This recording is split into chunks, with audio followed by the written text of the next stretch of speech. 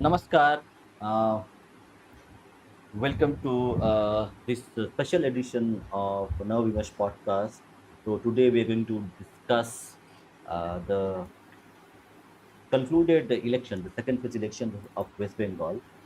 So we thought because elections are over for West Bengal and now on 4th May we will have the results come in. So we thought let's invite our renowned guests. So they are not like election or analysis in a way, but we don't want to do that. What we want to do that is have guests, have invite guests who understand Bengal uh, from a rural perspective, from urban perspective, and who have observed Bengali politics for few decades at least. So rather than having an expert view, we will have a common man's perspective about elections and what these elections mean for the people of Bengal, especially Hindu Bengalis. So, Namaskar, Devuda. Namaskar. Good evening. So Namaskar. we will also have Bijeet join us in a few minutes. He's stuck somewhere, but we'll also have Bijeet join very shortly. Bijeet, please join us. We are waiting for you. Devuda, first of all, this I have been observing politics for last 20 years. When I turned 2021, I was an avid listener of Atal Bihari Vajpayee's speeches in Parliament. So, and a lot of things are there. So, I'm observing for the last 20 years. I haven't seen this kind of election, whether it's national, whether it is regional. This kind of elections in the history of politics, the modern politics of India. What's your observations? See, Bengal election, this kind of election is for the last 77 onwards. This is the most important election. And as the second phase of polling comes to an end, I must say that the man of the tournament is Ganesh Kumar. Nobody ever imagined an election where there is no pre-poll death, there is no post-poll.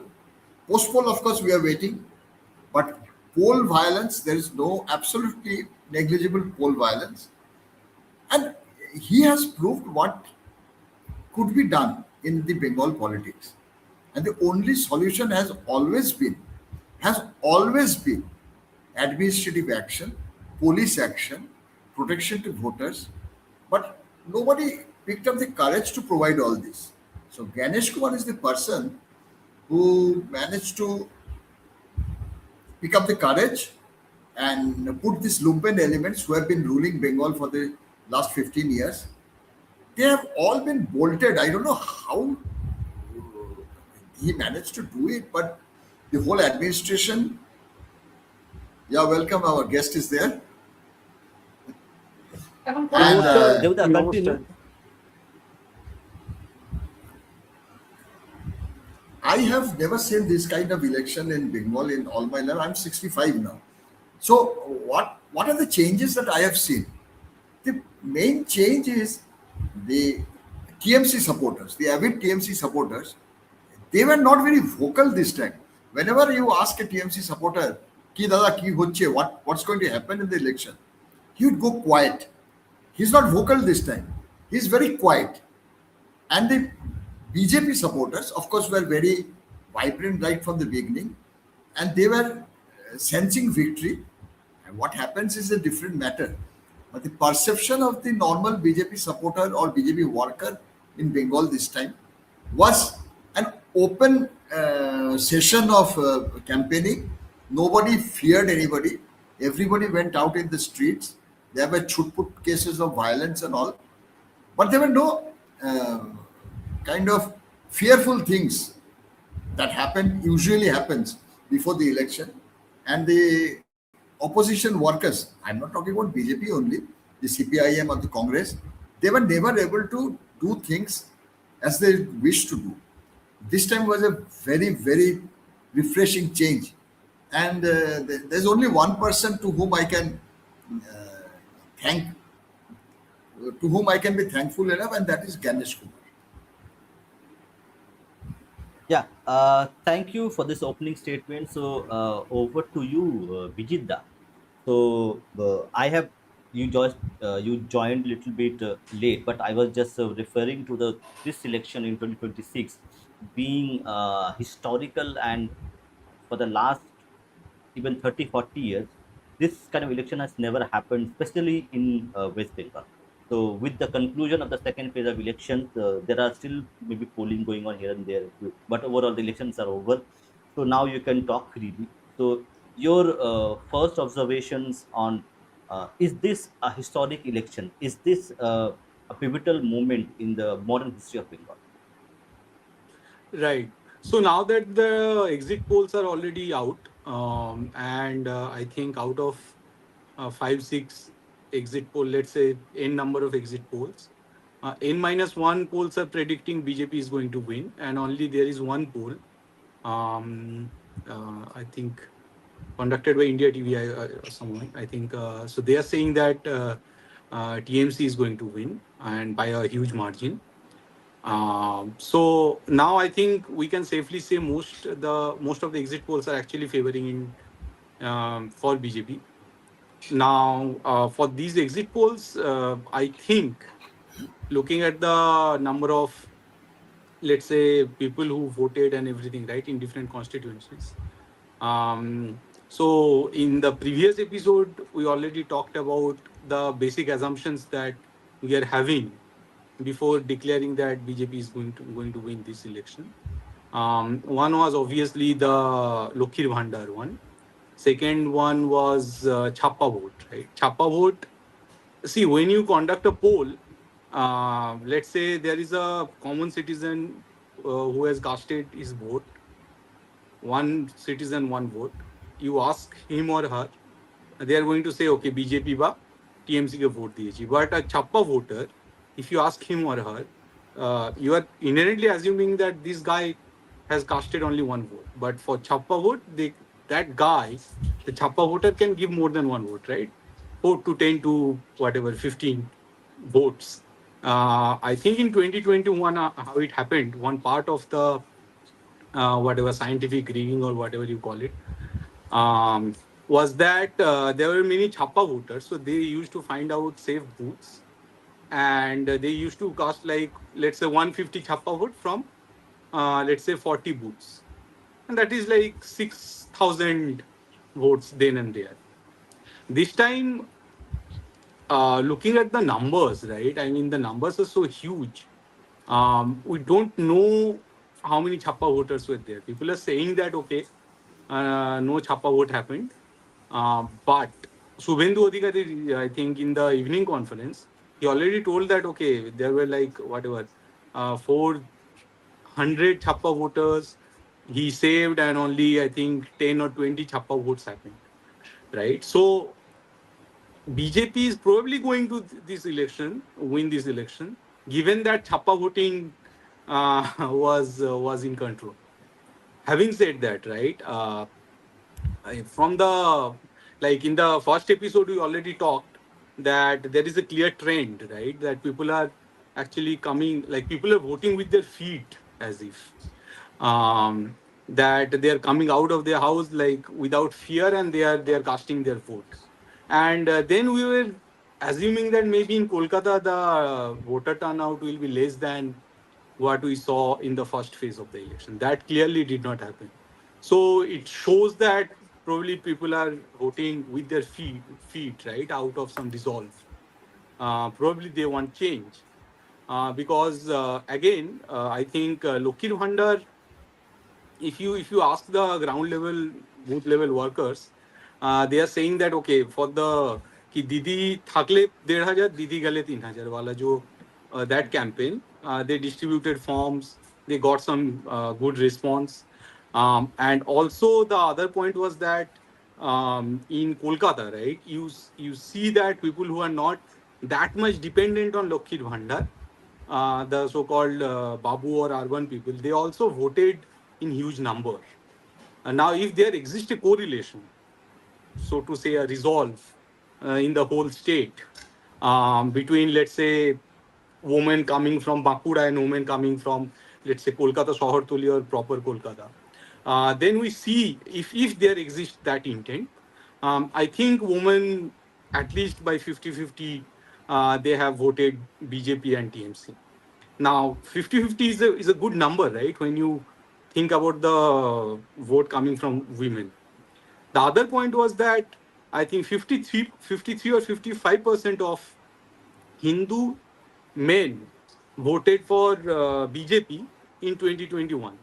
Now, if that is true, um, this is probably going to, I mean, that was the core BJP voter, right? Like 53% of Hindu youth.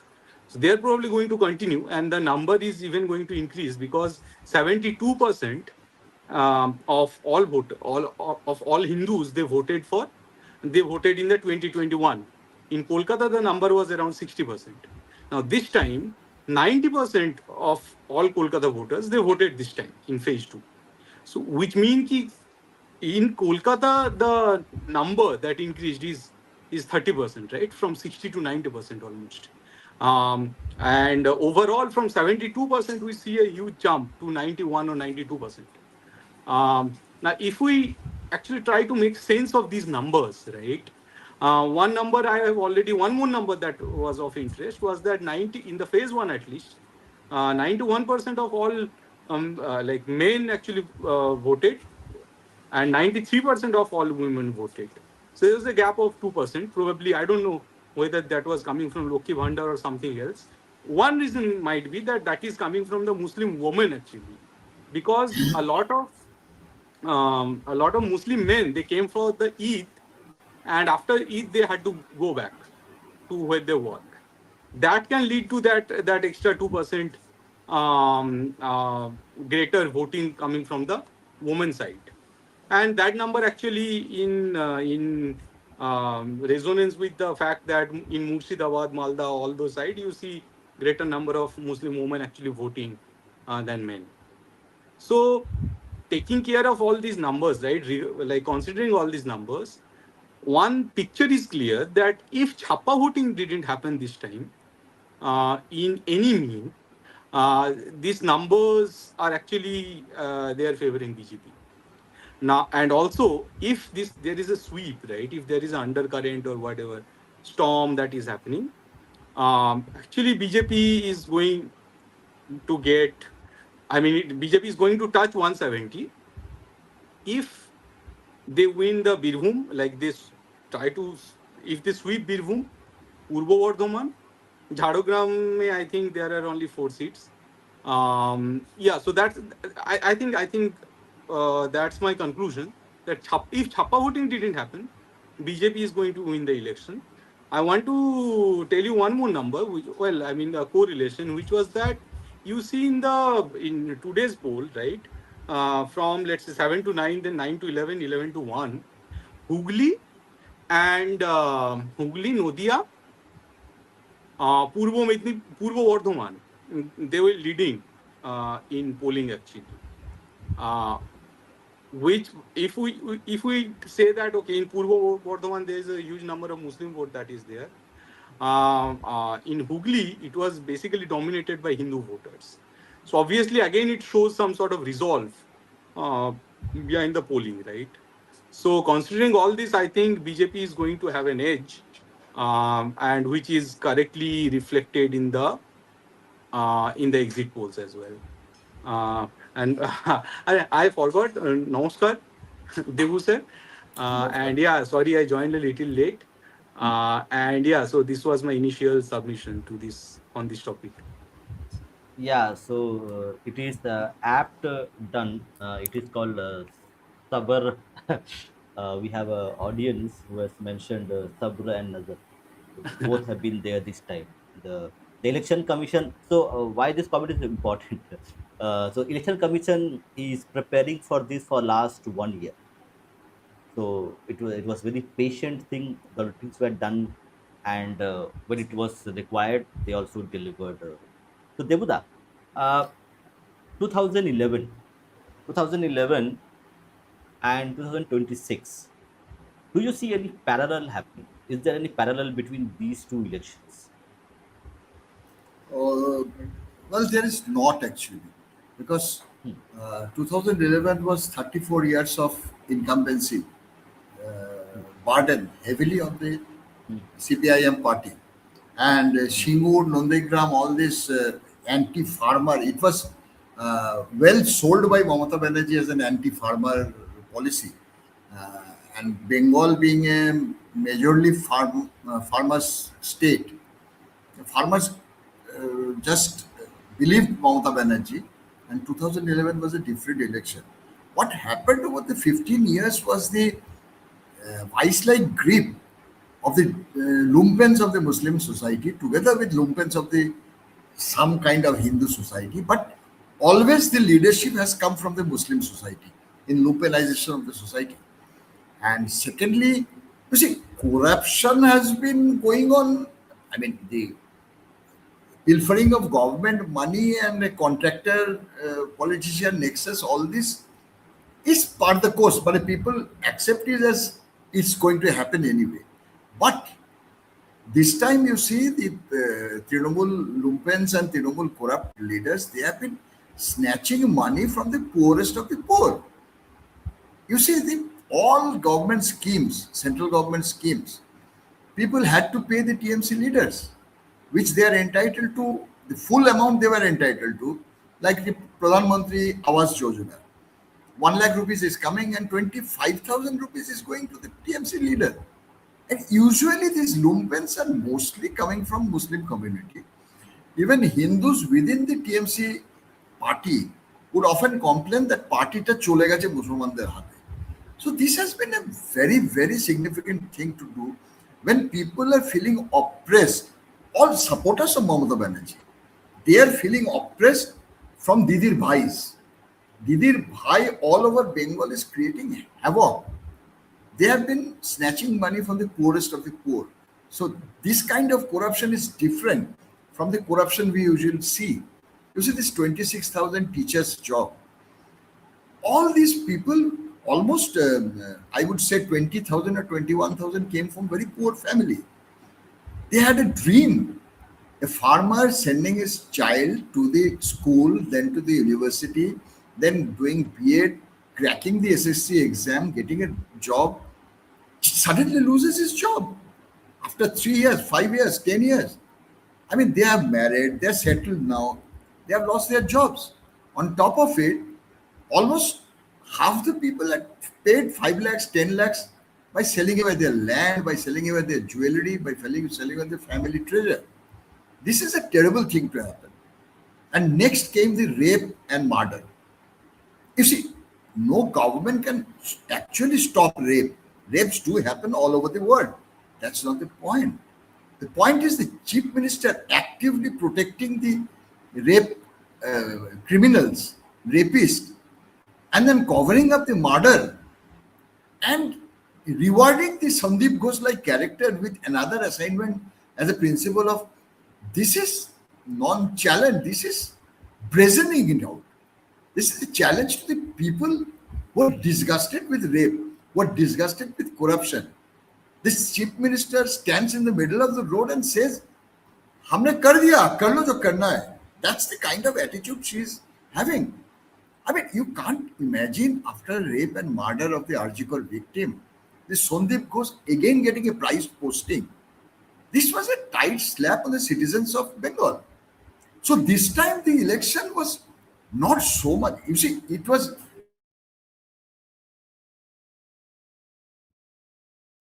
I think Debu the fleeced. So let me. Yeah, Bijinda. Visa, can you hear me? Let me connect with. Yes, yes, I can hear you. Yeah. So let me connect with Debuda. I think he might have lost his connection. So continuing where we left, where Debuda was about to say, this Right. I mean, if lumpinization. you exactly the lampoonization and the I would say uh, bastardization of politics of Bengal politics. I mean, one obviously one famous, well-known rape incident was the Arjikor rape incident. But in order to show the brutality of what actually happened during this TMC era, I would actually try to bring another example, which was the Haskhali rape incident. So in Haskhali rape incident, you see, like you call, okay, Bengal intellectual, Kolkata intellectual, and Babu Somaj and all these things. All these people, right? Like people like poets, great poets like Joy Goswami. He's saying this guy Bhaipo is very democratic, and he want to see him as some whatever chief minister or something like that, right? I mean, it was recently published in Anandabazar Putrika, which is nevertheless another like scoundrel newspaper, so to say the least. Now, in the Haskhali rape incident, which was not covered by these choti chata medias, um, you see, there is this woman. I think she was a tribal woman, so she was raped, and then instead of giving her family justice and her justice, I think she was brought like a swine. Like she was, so there was this bamboo danda.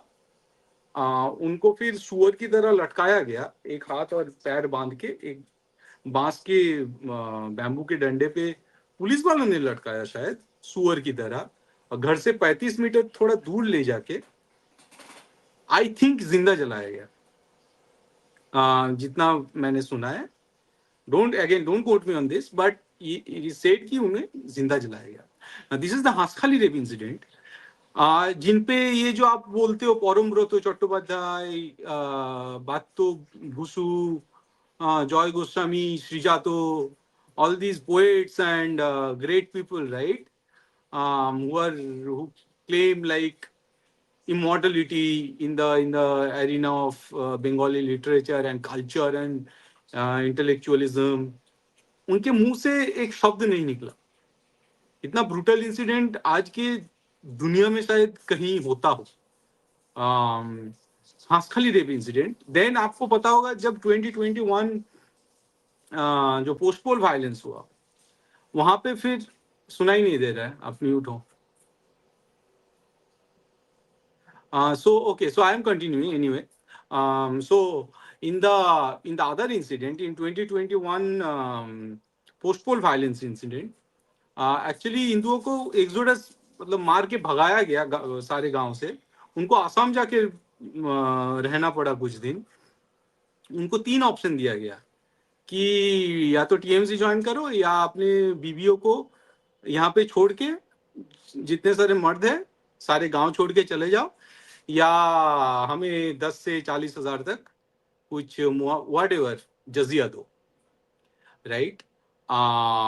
फिर एक कहानी में एक जगह बोला गया, as reported by the magazine Observer I guess, कि माँ काली तेरी भगवान जैसे जितनी जैसे like your goddess Ma Kali is naked and I am also going to strip you nude and then do things to you. ये लड़कियों को लिटरली बोला गया. आई थिंक फिर और कुछ भी एरिया कहीं पे हुआ था जहां पे बेटियों को, माँ बेटियों को न्यूड पैरेड करवाया गया. न्यूड पैरेड करवाया गया. ये सब जो इंसिडेंट है, ये सब जब हो रहा था, तो परमब्रतो चट्टोपाध्याय जैसा बंदा वो फेसबुक या ये सब सोशल मीडिया पे लिख रहा था कि खेला हो गया और बदला ले लिया, अब बदला और भारी करना पड़ेगा. इस तरह का कुछ कमेंट आ रहा था परमब्रतो से. द पॉइंट इज, ये जो आपको और एक चीज बता दूं, आपको शायद पता नहीं होगा, कैलकाटा के जितने भी आजकल जो कल्चरल क्लब जो बोलते हैं, जहाँ पे सारे कल्चरल लोग बैठे रहते हैं और पता नहीं कौन कौन जाता है, चंद्रिल या फिर आनंद प्रकाशन, ये सब जो कल्चरल जो लोग अपने आप को क्लेम करते हैं, वो पता है कैसे चलता है. वो लोगों से पैसा लेता है और ब्लैक मनी को वाइट करता है. I have proof for this. मैं फालतू बातें नहीं कर रहा हूँ यहाँ पे. I have proof for the fact कि ये जो कैलकाटा कल्चरल क्लब जैसे क्लब्स हैं, ये ब्लैक मनी को व्हाइट मनी करता है. क्योंकि जो वहां पे डोनेशन आता है वो बेसिकली ब्लैक मनी वाला डोनेशन होता है, जिसको सफेद किया जाता है. ठीक है. अगर कहीं कहीं पे जीएसटी फांकी देवा, if you want to skip GST, if you want to बाहर से कुछ पैसा लाया उसको सफेद करना है तो कैलकाटा कल्चरल क्लब में डोनेट कर दो, वो थोड़ा बहुत पैसा काट के बाकी पैसा आपको लौटा देगा। कैलकाटा जो कल्चरल कैपिटल बोला जाता है, वहां के क्लब इस तरह का गंदगी करता है, ठीक है। तो ये लोग जो अपने आप को इंटेलेक्चुअल बोलते हैं, ये कोई भी रैंडम आम आदमी ले लो जो एक रिक्शा चलाता है, एक फार्मर है, उनसे मतलब उनके बराबर भी नहीं हो सकता, और ये लोग खुद को इंटेलेक्चुअल और लीडर ऑफ द सोसाइटी बोलते हैं कैलकाटा के। ये जो लैम्पुनाइजेशन ऑफ पॉलिटिक्स हुआ है, लैम्पुनाइजेशन ऑफ एक एक सोशल कॉन्शियंस जो बंगाल में हुआ है, ये इसका घातक परिणाम हमें देखने को मिलता है, क्योंकि यहाँ पे फिर सारे जो सिस्टम्स थे, सारे ऑथोरिटीज थे, सारे जो लॉ एंड ऑर्डर था, सारा बर्बाद हो गया एक एक एक एक स्टेट में। आई थिंक एक नंबर है 60,000 जो इंडस्ट्रीज थे वो बंद हो गया। ममता आने के बाद कुछ 6,000 जो बाहर के कंपनीज थे उन्हें छोड़ के जाना पड़ा। उसके बाद भी look, we have failed as Bengali, we are doomed, we are still roaming around in the name of Tagore, Subhas, but in present time no one is there, only hooligans. नहीं, ऐसा नहीं है। सी कोई भी एक अच्छा अगर डेवलप्ड सोसाइटी ले लो, वहां पे ऐसे बड़े लोग तो होते ही हैं। उसके बाद भी जो सोसाइटी को चलाता है वो आम आदमी रहता है, राइट। उनका इंटेलेक्चुअल होता है, जो इंटेलेक्चुअल ऐसे टैगोर और सुभाष की तरह फेमस नहीं होता। एक दो बंदे से एक सिविलाइजेशन या एक सोसाइटी खड़ा नहीं होता, और जरूरी नहीं है कि सबको इनके तरह फेमस होना पड़ेगा। पास तो लेकिन आपको एक चीज जो बंगाल में देखने को मिलेगा वो ये है कि पहले एक टीचर हो जाए, मास्टर हो जाए, उनका थोड़ा बहुत इज्जत होता था। लेकिन टीएमसी के जमाने में जो हुआ, टीचर्स आर द मतलब are considered the most buffoons and the most stupid creature in Bengali society. आज के जमाने में उनको सबसे ज्यादा स्टूपिड सोचा जाता है। और कोई अगर टीएमसी का दादा है, उसका आप देखोगे बड़ा सा घर है, 4-5 गाड़ी है, गांव में इवन कोई भी गांव में चला जाओ ये आपको देखने को मिलेगा। Signing was represent Bengali bhadralok more than Tagore and Netaji. हाँ, ऑब्वियसली इसमें तो कोई मतलब there is no doubt about it, right. These people, these are the most corrupt people जो खुद को भद्रलोक बताते हैं। और ये जो बास्टर्डाइजेशन ऑफ भद्रलोक गिरी हो गया है, ठीक है, इससे अच्छा तो शूद्रलोक ही है। मैं अपने आप को भद्रलोक कहने से अच्छा है I will call myself Shudralok. That is a much more respectable title than the bhadralok of Kolkata. तो ये एक जैसे मल्टी डिमेंशनल एक क्राइसिस है जिससे बंगाल जूझ रहा है। नाउ ऑब्वियसली अगर कोई सोसाइटी है वो तो इंसान बनाता है, राइट। वो आम आदमी बनाता है, उससे पॉलिटिक्स भी बनता है। सो ऑब्वियसली अगर बीजेपी आ रहा है बाय डिफॉल्ट आके बहुत कुछ चेंज कर देगा, ऐसा तो नहीं हो सकता। बट वी होप कि थोड़ा सेंटर से अगर कुछ पैसा मिलेगा, थोड़ा कोई 3-4 और जो प्रकल्प थे, प्रोजेक्ट्स थे, वो अगर खुल गया तो लोगों को जॉब मिलेगा, तो थोड़ा बहुत सेल्फ एस्टीम आएगा। सेल्फ एस्टीम आएगा तो फिर गुंडाराज खत्म होगा, थोड़ा बॉर्डर सिक्योर होगा। जितने जो साउथ 24 परगना हो गया या फिर इन जनरल कोलकाता हो गया, वहाँ पे जो वहावाइजेशन हो रहा है, जो आस्ट्राफाइजेशन हो रहा है, कि आपको 10 साल पहले बुरखा नहीं दिखता था, आज आप साइंस सेंटर में चले जाओ, अलीपुर अलीपुर जू में चले जाओ, बुरखा ही बुरखा दिखता है आपको। ये बंद होगा। पाकिस्तान जैसे कुछ दिन पहले एक आया था कि हम लोग कोलकाता को अटैक करेंगे, बट एक्चुअली मेंट कि हम लोग बांग्लादेश साइड से अटैक करेंगे। तो ये सब शायद बंद होगा। सो वी हैव, हाँ, all we can do is like we can hope big right now. और अभी भी रिजल्ट ऐसे आउट नहीं हुआ है। ये हो ही सकता है कि 4 तारीख को रिजल्ट कुछ अलग दिखा दे, क्योंकि ज्यादा छप्पा वोट पड़ जाए। मैं एक ही चीज बोल रहा हूँ कि जैसे ये एग्जिट पोल्स है, इसमें एक बड़ा एजम्पशन ये है कि वी आर एज्यूमिंग कि इन्होंने जो सर्वे किया है उनमें कोई छप्पा वोटर नहीं था। क्योंकि छप्पा वोटर बाहर निकलेगा, वो आके बोले, हम लोग एज्यूम करेंगे उसने एक वोट डाला है, बट वो 4, 5, 10, 15 कुछ भी नंबर ऑफ वोट डाल सकता है। तो छप्पा वोटिंग नहीं हुआ है, मैं फिर से बोल रहा हूँ, क्योंकि ये नंबर्स बहुत एबनॉर्मल है। अदरवाइज छप्पा वोटिंग नहीं हुआ है तो I think there is a big chance कि टीएमसी का खेला शेष हो गया है।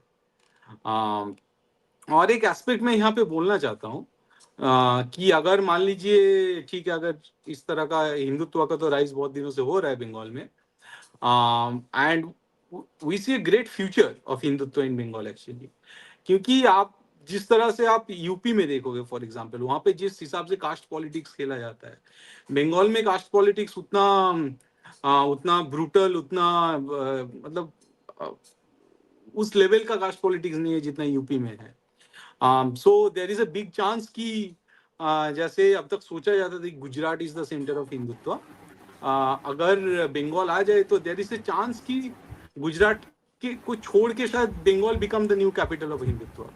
ये एक चांस है जो जो हम लोग यहाँ से we can actually lead and we can make Bengal the new epicentre of Hindutva along with Gujarat, and we can even go ahead in terms of creating new ideas and new narratives along Hindutva line. Yeah, thank you, Bijeet da. So Devuda is back, so we'll quickly take him. But I have few things to understand from him. For the audience itself, do subscribe our channel. We have 40 people watching, 30 people. So subscribe and share our content as well, and do contribute if you can to the channel. It helps us. So Devuda, you have covered in your book the original lynch mob, where you have seen how systematically, okay, in a scientific way, CPM would beat up people. So, do you think that scientific approach that CPM took to beating up people was disintegrated into lumpen from TMC doing violence on the streets every day, and how this happened? No, the violence, the difference between the violence of the CPIM and the TMC over the last at least 7 8 years has been, apart from the lumpens, mostly from the Islamic society, the Muslim society, police has taken a very active interest in lumpenization along with the lumpens. So anywhere where some kind of violence has happened, police has always been on the side of the TMC lumpens. So it is very difficult for a general public or a normal citizen to get any justice from a government where the administration is on the side of the lumpen. And this has been going on for the last 7 8 10 years maybe. Uh, and this has become a terrible thing in the society of Bengal. So this is a marked difference from the CPIM violence that we have seen. CPIM violence and all my writings, incidents of the CPIM violence has been the violence by the CPIM cadres. Here there were no cadres as such. Here everything has been organized. You see, at this moment, Malda, Kaliachok, or for that matter, the entire NH 34 after Farakka can be put to a standstill at the beck of a just from a call by the TMC leaders. And I presume that the chief minister also is actively in league with these people. She has her own person everywhere where a simple phone call will they will organize 10,000, 15,000, one up to 1 lakh people on the national highway. You have seen how they have chased the High Court judges also. And the terrible call from the High Court judge, he saved me, look after my children. I mean, this is almost Afghanistan, if not more. So this terrible violence is unmatchable. I would say whatever CPM did, this lady had done into 5x. The kind of violence she has done on, you see, last election, post-poll violence, cadres after cadres of the BJP party has been killed and hanged on the trees of the villages. Can I even imagine this kind of violence and this kind of mentality? Who, what kind of mentality some person has, whether it be politics or for some personal gain? So this kind of violence has been going on for too long, and at times this kind of violence has come back to the TMC cadre itself, and it has become a Hindu Muslim, yeah, also, because There's a lot of money involved in this violence, and people would like to take hold of the power so that they can grab the money part of it. A lot of money is floating around to be looted.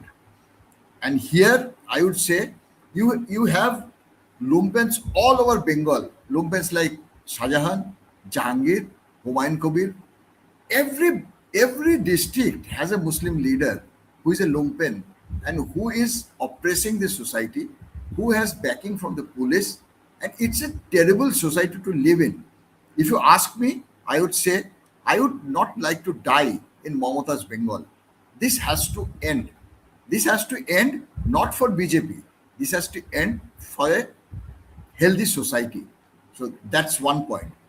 And another, I would like to take an alternative call on the Lokhi Bhandar thing. I don't think Lokhi Bhandar has bought votes for the TMC that much. Like people would say that the rural ladies have been sold out on Lokhi Bhandar. Not really. Because you see, last election, TMC got 2.75 crores of vote and BJP got 2.33 crores of vote. I cannot imagine that the BJP has got no vote from Lokhi Bhandar beneficiaries out of those 2.33 crores vote. Of course, people think that it is a good thing to happen in their life and they, as a gratitude, vote for the TMC. But not really, not the entire female crowd would go and join TMC just because they are giving him. Because at the end of the day, it is not TMC which is giving the money, it's a government scheme and everybody is getting the money. So these are the things.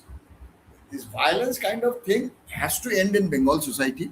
Is as per exit poll, if BJP comes to power, BJP has to do serious back office job to control this violence, to chuck out any criminal that the party might have, and they have to bring it a reconciliation in the society, reconciliation between lumpens, administrative action against the lumpens, reconciliation between the peaceful section of Muslim society, and telling them that the Muslim deserve a better life than they have got under Mamata Banerjee.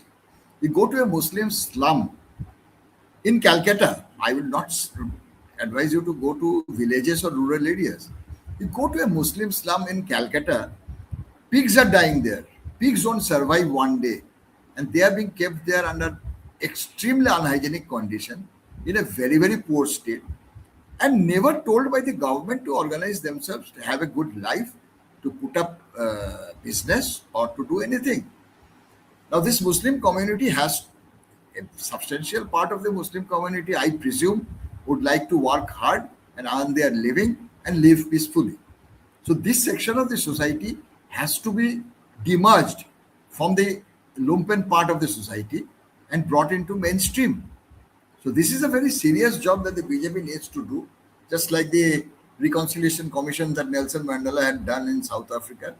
That kind of thing is needed at this hour in the Bengal politics also. I'll take this point and come back to Bijidda.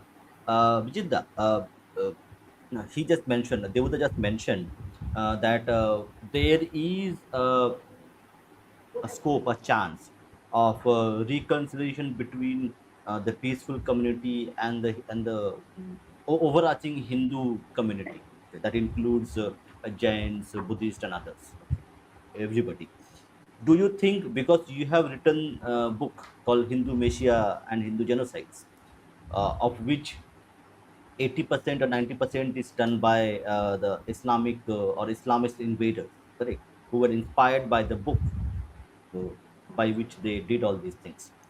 So, and also one more thing, Devuda mentioned that uh, the power which is held by the Ashrafs in West Bengal, okay, Right. it has increased quite dramatically over the last 10 years, where they, up the top of a hat, they can block the national highway or even the train lines. So, considering all these things, where and also I like to also take the opinion of Devuda as well. We did a last live stream yesterday night itself with the CSK, where CSK has gave us a news, kind of a news, that Amit Shah has told all the businessmen in Bhawanipur is that Bengal is sitting on a volcano. The issues are beyond politics and beyond general politics. It is about national security. So don't think that this election is only about elections. This is about Mhm. future of India rather than anything else. So Right. considering everything which has happened, how do you see the peaceful community and how do we manage them? Right. So yeah, so I think when we talk about Ashraf, we are Hmm. actually proceeding in the right direction, in my opinion. You see, only it is the so if you really want to talk of like us and them, in India there exist two community, Hindu and Ashraf, right? And Ashrafs are only 5%. And the Pasmanda community, they have gone through double genocide.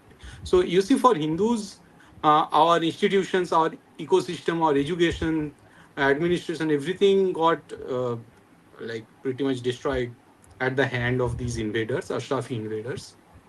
But at least we could retain some amount of our identity. But for Pasmandas, they lost pretty much, like they lost their institutions just like us so-called Hindus did, and they also lost their identity of Hindu, right? Of the Desi native people with native beliefs. Obviously, I could again go deeper into this Abrahamic historiocentricity and historiocentric morality, but I'm not going that far. I'm saying that okay, Pasmandas have gone through double genocide.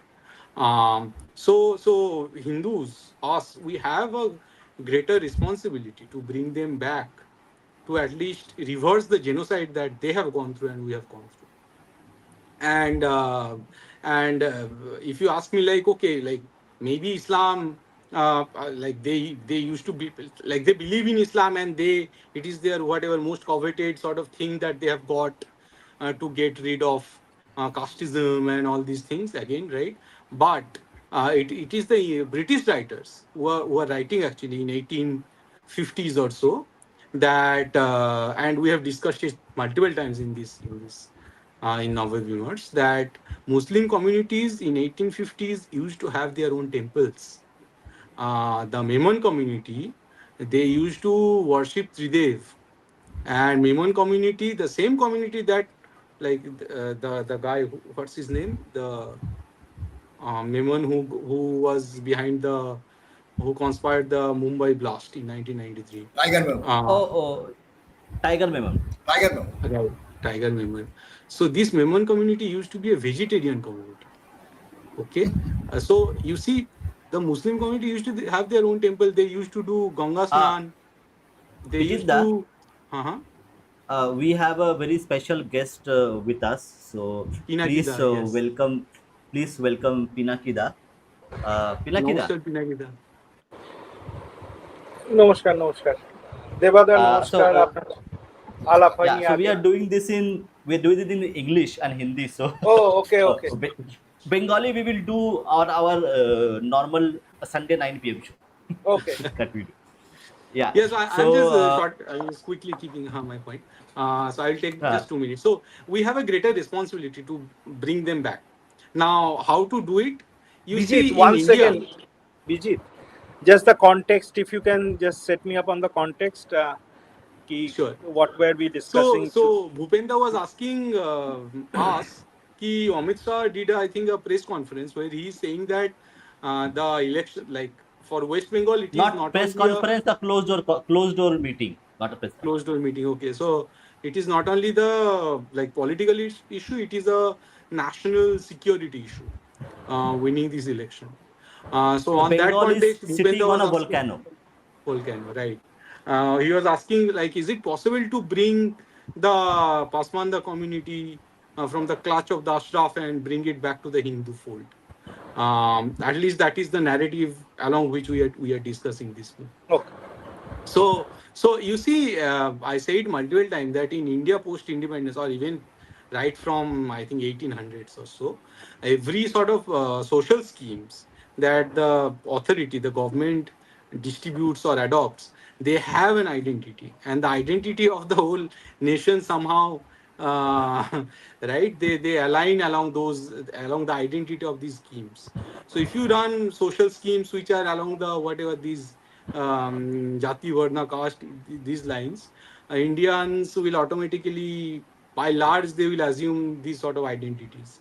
But if you give the identity of genocide reversal to these schemes, कि see हिंदुओं का genocide, like casteist literature इतना है, मतलब we don't have any historical reference before this person in Maharashtra. 1800s, the Before British 1800, we missionary. don't have any literature which talks about this sort of whatever casteist operation and equity and all these things. But we do have references coming from the Muslim historians that talk about the Hindu genocide. I mean, genocide was not a word before it. Like it was a word. It was a crime without a word before 1946, given by Raphael Lemkin, I guess. So Hindu genocide, like these Muslim contemporary historians like Al-Udbi, Firishta, Al-Biruni, Barani, they are already talking about with so much pride that we have killed these many Hindus, right? Taimur Long in his autobiography, Babar in his autobiography, they are writing कि काफिरों को मार के इतना खड़ा किया, 2 लाख लोगों को मार दिया, 4 लाख लोगों को मार दिया. They are writing in their own words, right? Now, so which means कि Hindu genocide is a fact. Okay, it has happened historically, and we have record for it. So all the schemes that you are distributing gi- give the identity of genocide reversal. अगर तुम बोलोगे ये genocide reverse करने के लिए ये scheme distribute कर रहे हैं, obviously the Pasmanda Muslims they automatically align with us, right? ये जो मुस्लिम को मुस्लिम बनाया गया है इंडिया में, ये इसके पीछे एक लंबा हिस्ट्री है. जैसे 1937 या 38 का I think Muslim personal law तब क्रिएट किया गया था, जबकि केरल का जैसे मुस्लिम थे वो एक मैट्रिलिनियर सोसाइटी था उनका. काफी जगह ऐसे शरिया चलता नहीं था. इन 1937-38 the whole Muslim society became like what shariatification, if there exists a word like that. सो ये उनको वो जो अरबी आइडेंटिटी है वहां से निकाल के ये जेनोसाइड रिवर्सल या फिर जेनोसाइड हुआ इनका ये आइडेंटिटी में था. इवन हिंदुओं में जैसे काफी सारा क्राफ्ट हो गया जो खो गया है, काफी सारा क्राफ्ट है, वो रिवाइव करो. काफी सारे मंदिर है जो जैसे विजय मंडल टेम्पल है, उसके पीछे तो कोई डिस्प्यूट नहीं है, काशी और मथुरा जैसा. तो और वो खजुराहो से भी बड़ा मंदिर था लास्ट टाइम जो जिसको औरंगजेब ने डिस्ट्रॉय किया था. उस मंदिर को रिवाइव करो.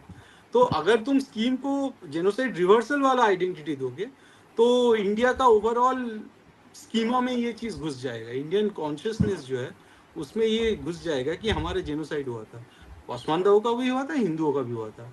And as Hindus we have this great responsibility, right, to show sympathy and empathy to these people and bring them back to our own fold.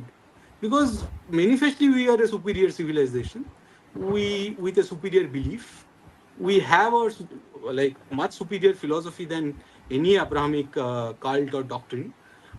So if we genuinely believe we are superior civilization, we have to bring them back to our fold, and then probably expand our own belief beyond the border of Hindustan. Yeah, thank you, Bijitda, for this long explanation. So, Pinakida, your first impressions of the second phase of polling and your observations, what happened? So second phase of polling um, essentially was the repetition of first phase. And if you remember that I said once we can set the tone for the phase one, phase two will follow that pattern. And exactly to that line, the percentage of voting 90 plus percentage plus your law and order situation in situation that was managed very well, except for few stray incidents. I would say nothing in comparison to what we are used to seeing in Bengal. So it's in the same line. And one thing that happened different from the last election is that last election was what happened in 7 phases, right? So that momentum of BJP was lost in middle. So we did well in the North Bengal, and then we lost the momentum as we moved south. This time, that momentum was carried forward, and with the first four phase, Mamata Banerjee kind of going into her own shell, you know, has actually made that communication loud and clear that TMC is not winning. So this is um, this is a very kind of a straightforward equation. If you want to see this, whenever this large scale voting happens, it's for a change. In 2011, I think the percentage was 83% polling. So this time it is 90 plus. So that is a huge shift, you know, and people made sure that that shift happens, and we'll see it on the 4th. But my assumptions, and I'm still sticking to the numbers that I predicted last week, is that BJP will end up somewhere with 156 seats and Trinamool with 132 seats, and the rest goes to INC and the ISF and the others. So, so this is my very short, I would say, and then we can go in detail.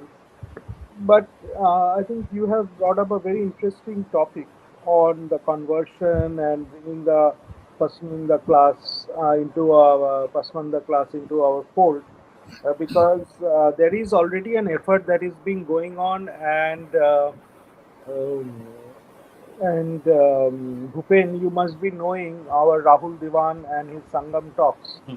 You know, Yeah, yeah, yeah. they are raising 1,000 crore fund to make this conversion a reality, because the and Pasmanda class is one of the primary areas where they are basically marginalized Hindus being converted into Muslims. Okay, so and it would be mm, kind of, I won't say a straightforward thing, but we also have to remember, beside the atrocities and the genocides, Muslims in Bengal, particularly, actually progressed, or conversion happened with the means of the Peer and the Ghazis. There was a huge influx of Peer and Ghazi in Bengal, and the movement of this Sufi, or your that kind of a movement that happened. So it was not all genocide, I would say, but it was always an economically disadvantageous position that Muslims were in, and then the, especially from a class-based society, and Brahmins and the Kshatriyas and the Vaishyas, all these people having their own say into the matters of governance, operations, and everything, the lower strata slowly moved away from it, because they had nothing more to offer to these lower class people. Although we talk about being, there is nothing called class in our Vedas and Puranas, but in reality, that there was a phase of few hundred years where that kind of reigned a lot. And historically, if you see, Islam came to India through Arab trade, coastal contact, and that's where Kerala, Bengal are the main settlements, before they actually expanded to the other parts of the country. And then during the Sultanate period of 13th century, the Sufi saints, Pir, the the Delta region, actually, especially if you see the Sundarban areas, and those kind of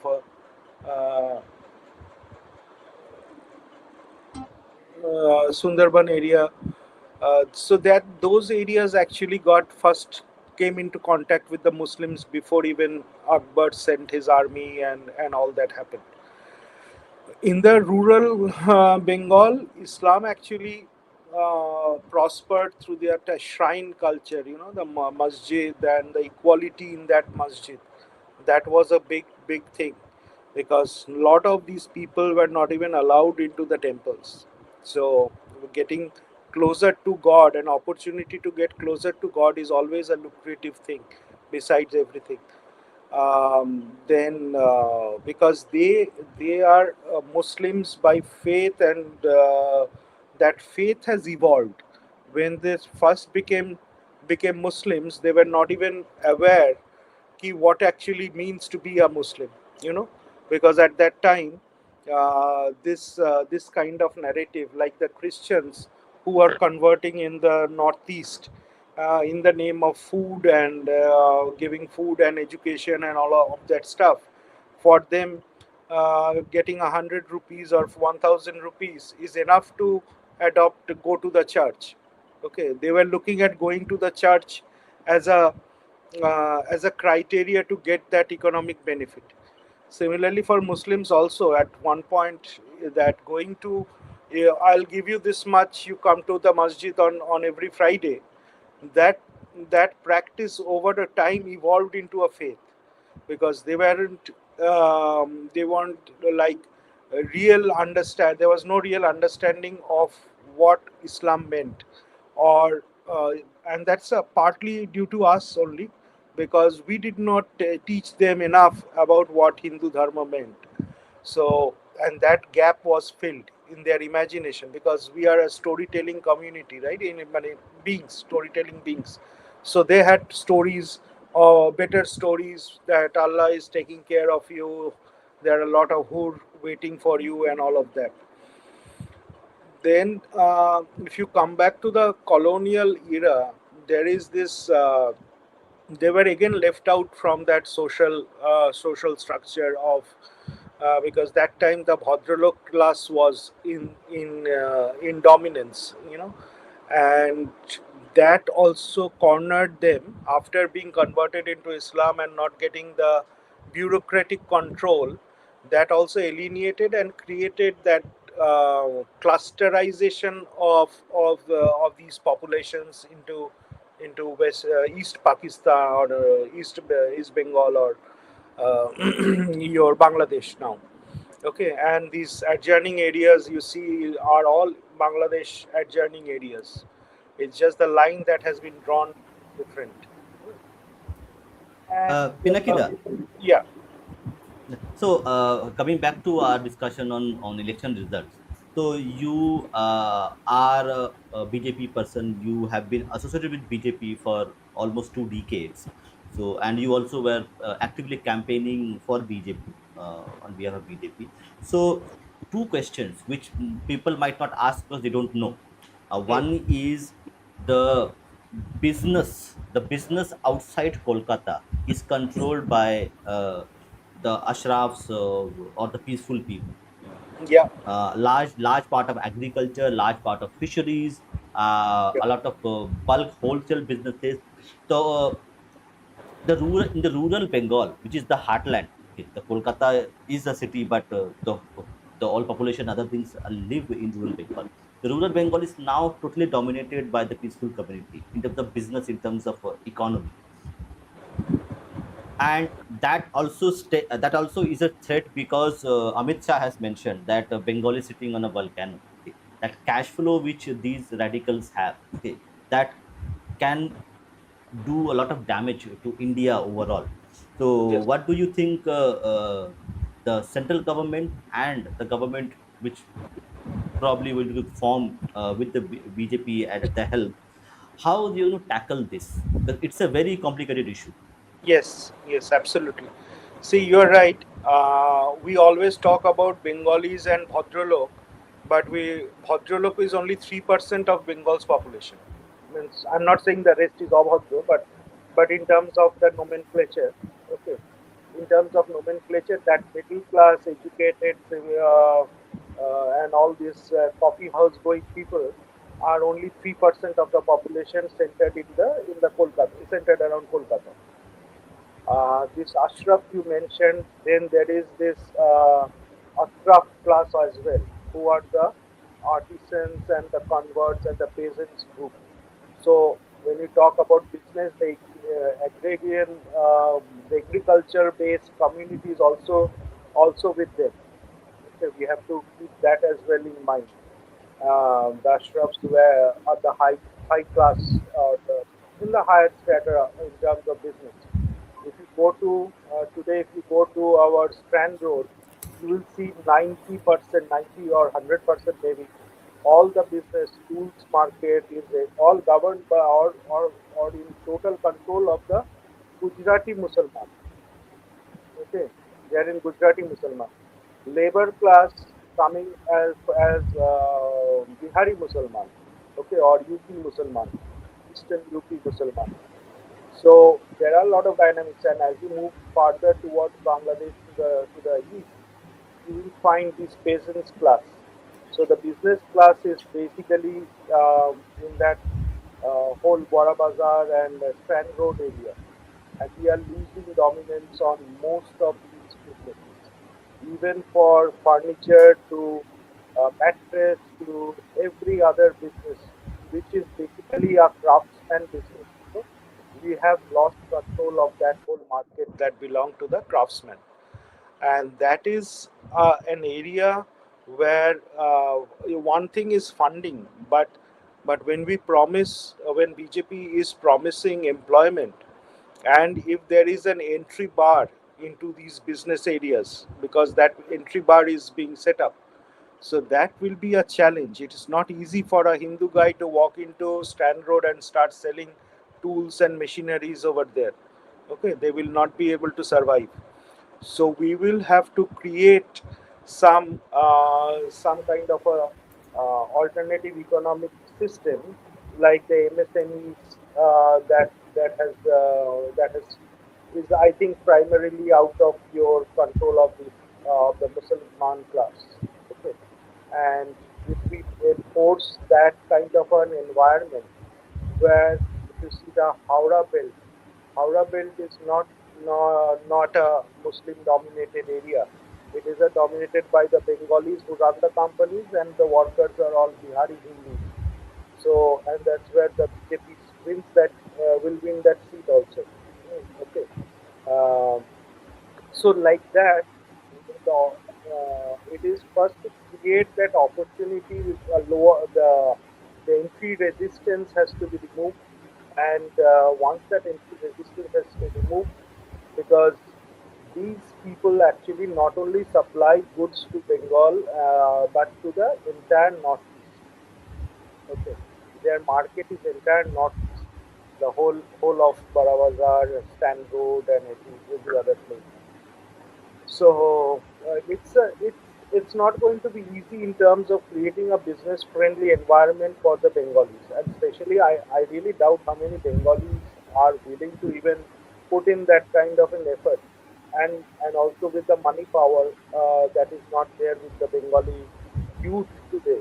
Okay, all these loans and schemes like that. Mamta also had a loan scheme for quite a long time, but it did not work, because loans only work when you have a business model in place and then you are able to sell your product.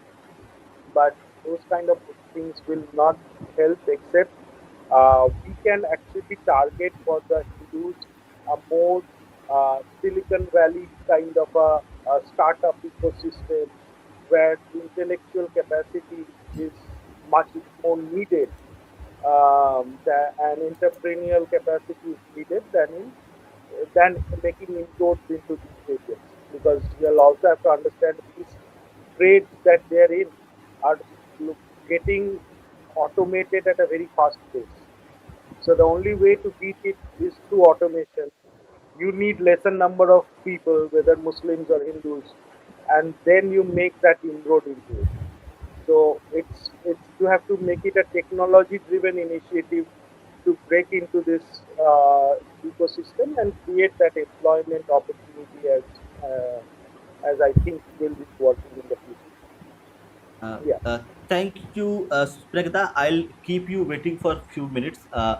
This is very interesting. Probably we're at the end of the session for our program. So, Debuda, you are a chartered accountant by profession. Uh, so, your thoughts on how can BJP improve the entrepreneurial spirit of Bengal, and also this, as I mentioned, a large chunk of Bengal's economy, the rural economy specifically, and also a part of urban economy and northeast has been controlled by the peaceful community. How do you think, as a Bengali, we can solve this problem? Also with the take help of BJP and other political and other entities. Yeah. Now, firstly, like our respected two other guests, Bijita and Mm. Pinakida, I am not a very hopeful of Aman Ki Asha, bringing them into the fold, dividing them into Pasmanda and all that doesn't help. They are a monolithic society. As far as any conflict with the Hindu community is concerned, they are one and they are united. True. So there's no point in discussing all this because they're interested in peace. They survive in disturbing circumstances. So that is one part. As regards Bengal's economy, you see, we have been an old economy. I mean, lathe machine and all that is gone now. Now we are into a new economy, and all development of Bengal has to be service sector oriented. Why do I say so? Because when you invest 100 crores in a service sector, you are generating lot of more jobs than investing 100 crores in a manufacturing sector. So we cannot afford a jobless growth. Our growth has to generate jobs. If you want to have jobs and economic progress, we need to have service sector, like a hospital, an educational college, or a hotel. These are sectors which generate huge amount of employment. An investment of 100 crores in a hospital would generate not less than 1600 employment or 2000 maybe. But when you are investing 100 crores in a manufacturing sector, with today's technological update and robotics and all coming in, you will not generate more than 50 jobs. That too, upper echelons will take away almost 15, 20 jobs. So at the lower end, you will end up having 30 jobs. Apart from that, Bengal is a very densely populated state. If you are having too many of large industries, this will create pollution problem, which in part of Durgapur we already have.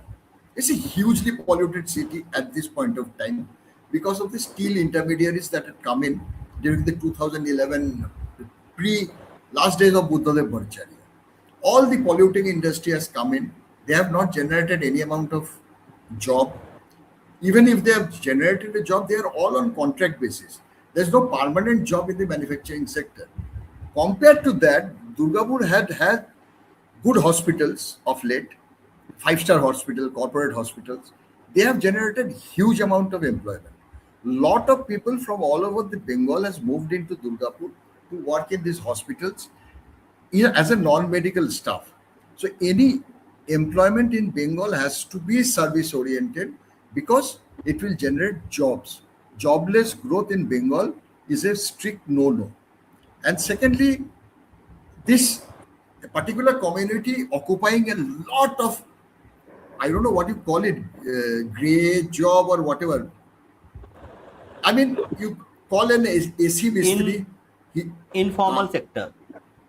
informal sector. You call an AC technician, he is here. You call a geyser technician, he is here. All the street shops, Central Calcutta hawker business has totally gone away. And you just can't, if you are trapped in Central Calcutta and a riot starts, you are a lame duck. You are just killed there. Since Yes. things have come to that, so this is a situation which we have to handle in an administrative way. I mean, bringing in Pasmindas and all into the mainstream society, making them Hindus again, is all futile talks. It will never happen. We will only be spending money. We will only be spending energy and throwing good money against bad money. That is, I think, is not an option. We have no business getting into their society. They have to reform themselves or perish. We should leave them to stew in their own juices. There is no point in trying to bring them and give them a good life to people who are not interested in a good life. They're not interested. They're interested in polygamy. They're interested in child marriage. They're interested in tatkal divorce. So you just can't draw this community into a healthy life, into a healthy society, or things which are acceptable all over the world. The world has failed. Germany has failed. Netherlands has failed. USA has failed. We are we are too small. We are too diverse a country to accommodate them into our good things. They are not interested in Ved. They are not interested in Upanishad. They are not interested in Gita. Why should you try even to draw them into all this? Let us forget about it. The only way you can handle this community is through administrative action. That has to be done. The TMC government has given them a free hand in doing whatever they like. They can stop the highway, they can stop a district, they can call a band, they can throw stones at the trains, and no action from the administration.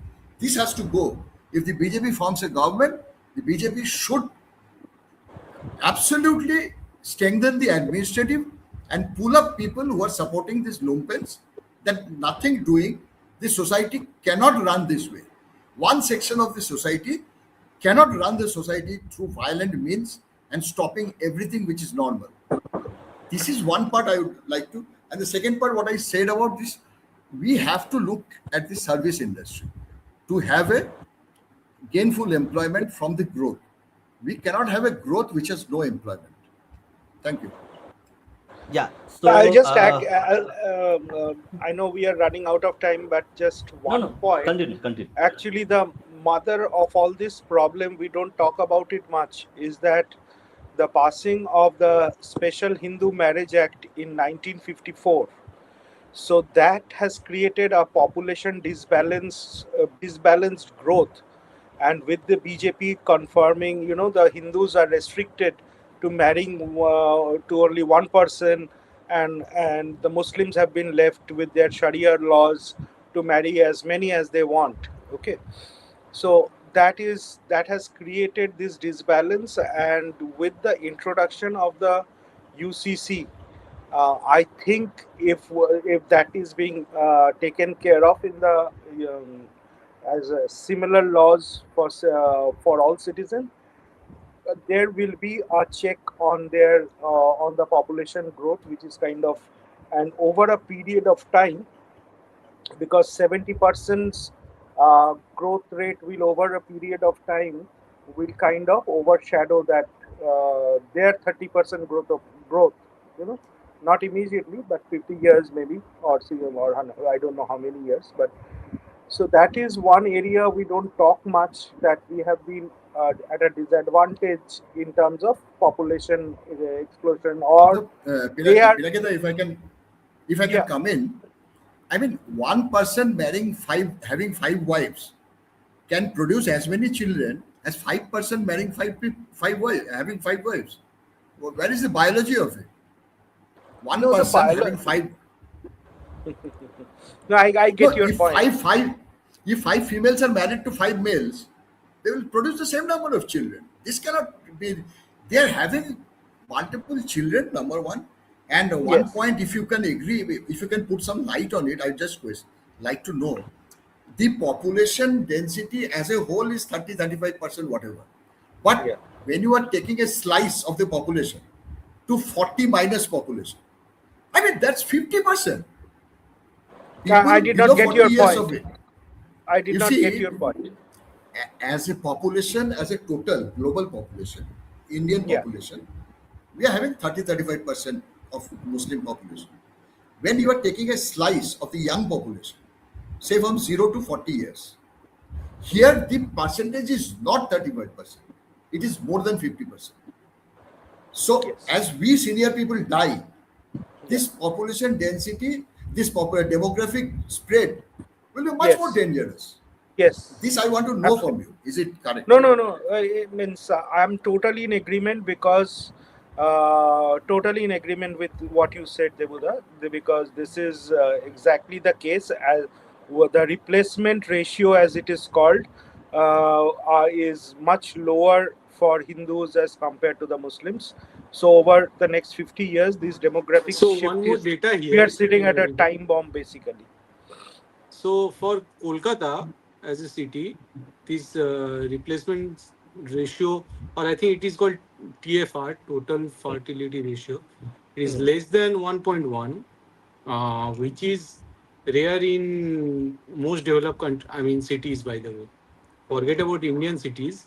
It is less than 1 or 1.1 as per some survey that came out in Anandabazar Putrika. And Anandabazar Putrika actually raised this point that everyone is talking about everything, but actually no one is talking about this critical TFR that we see in Kolkata. Yes, valid point, Bijit. Yeah, Pragada, you are saying something, and then we will go towards the No, end no, of no, I'll admit, I just stand corrected with what Debuda said. Okay, Hmm. because one person marrying four people and producing 20 children, and one person marrying one person and producing 20 children is kind of a biologically possible, but at the same time, this. Uh, it's always in practicality we have seen that every woman having two three children to care for, not everyone is a Lalu Prasad Yadav in the country. So in that sense, in that sense, in that sense, theoretically possible. But that has given them a lot of these, and the belief Allah is going to feed them. They don't care about the well-being or education, like the way we care for our children's education and spend huge amount of money on that, nourishment and everything. So that part of is hard to beat, and you are absolutely right. That explosion, as the young replacement ratio will happen, we will be totally marginalized, and that's where it brings back to that discussion on the Pasmanda class and others, to bring them back into the fold, because that's where the balance of power can be still struck, you know because the things that they were promised when they converted has not been fulfilled at all, because those are the original Dalits of our society. So they are still at a disadvantage, and there are chances, and there is actually some work happening. I know it. I don't want to tell it on a TV, on this channel, but I know it for sure that there are certain things that is happening at the subaltern level, where that shift will happen. And a lot of our uh, Maharaj and these ashrams and gurus have taken this up very seriously. Yeah. we will take two questions which has come up, okay, and then we will So take a yeah, final yeah. final So comment. Bhupenda, Yeah. I had a couple of points to add here to this discussion. So one point is that obviously, matlab, if let's say if we consider okay less than 40 years of age, I think Debuda is saying okay this is maybe it is 50-50. In that case, I think like we have to. It actually tells us that we have to either matlab, to balance the demography, we have to either bring more people from their fold into our fold. That's why I'm suggesting what I'm suggesting. Second point is, you see, even I mean, I am not as old as you guys, but what I have seen, at least in places like Bankura, being a Muslim, right, or being whatever Pasmanda, had a used to have a sense of guilt. I don't know where that guilt used to come from, but in the TMC era, what I've seen is like this weird bravado show that like we are the king maker and all these things.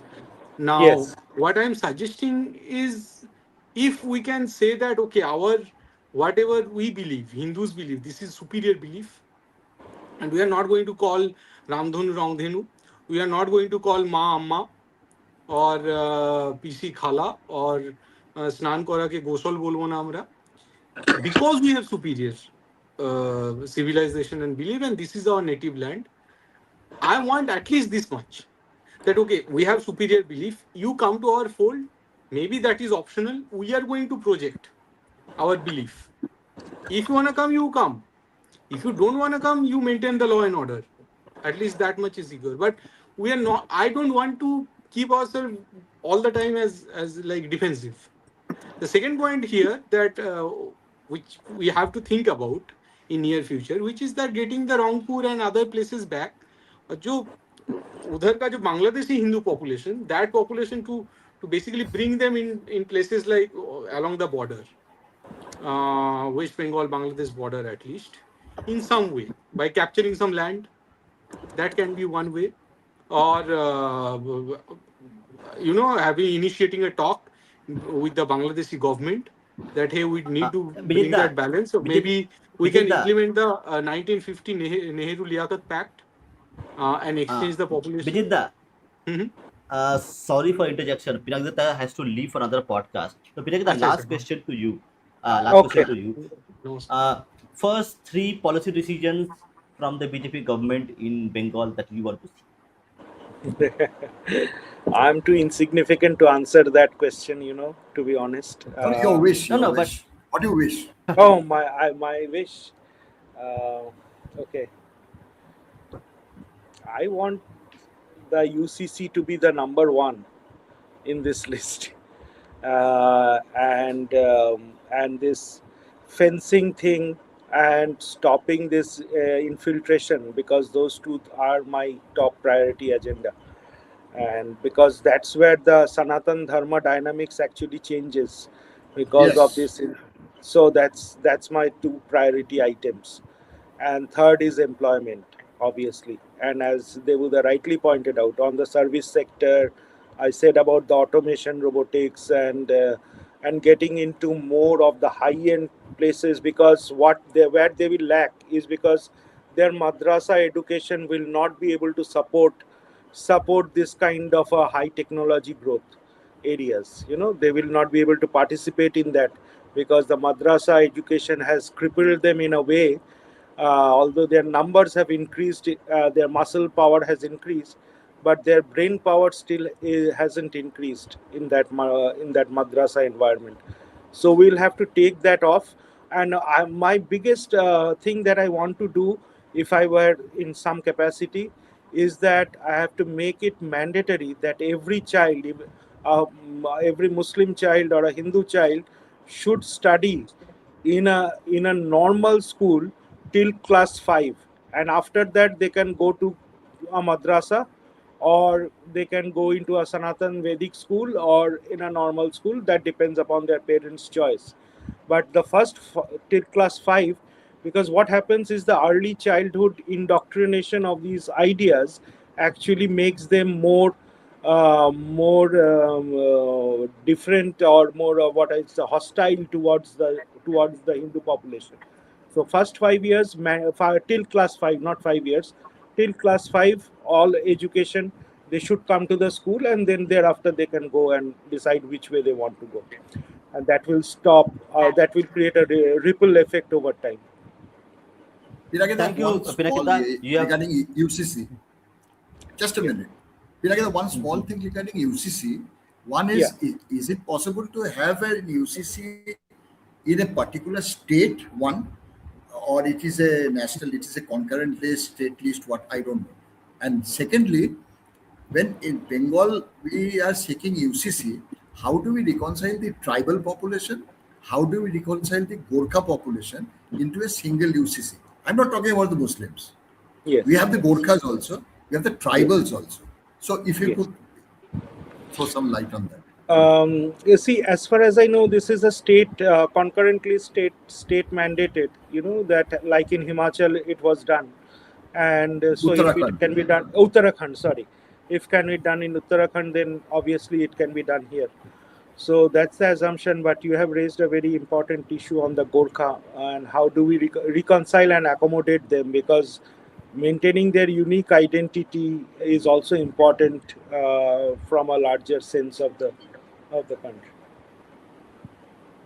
I'll have to really leave. yeah. I'm very sorry. I'm very Hmm. sorry, Thank you Dada. so much. And yeah. Mm. We'll meet on Thank Thank you. Sunday. you. Thank you. Thank Thank you, you. Thank you. Thanks. Pinakida. Thank, Thanks. Thank you. Jai thank you. Shri Ram. Yeah. Jai Shri Ram. Yes. Jai Shri Ram. Jai Shri Ram. Okay, so now we'll take questions, and then also we will take also your last. Okay, where what happened? Something went wrong. What? Okay. Yeah, it is fine now. Okay. So we will take some questions. Also, we will take. I think let's take from Debuda, a senior citizen. So your first three policy decisions, if and when a BJP government is formed in West Bengal, what they would be? Number one is some clear policy decision on the madrasas. They, this has to be a very clear policy decision. Whether we want to continue with the madrasa, whether we want to have a separate madrasa board, separate madrasa exams, this has to that has to be a clear policy. What are we up to?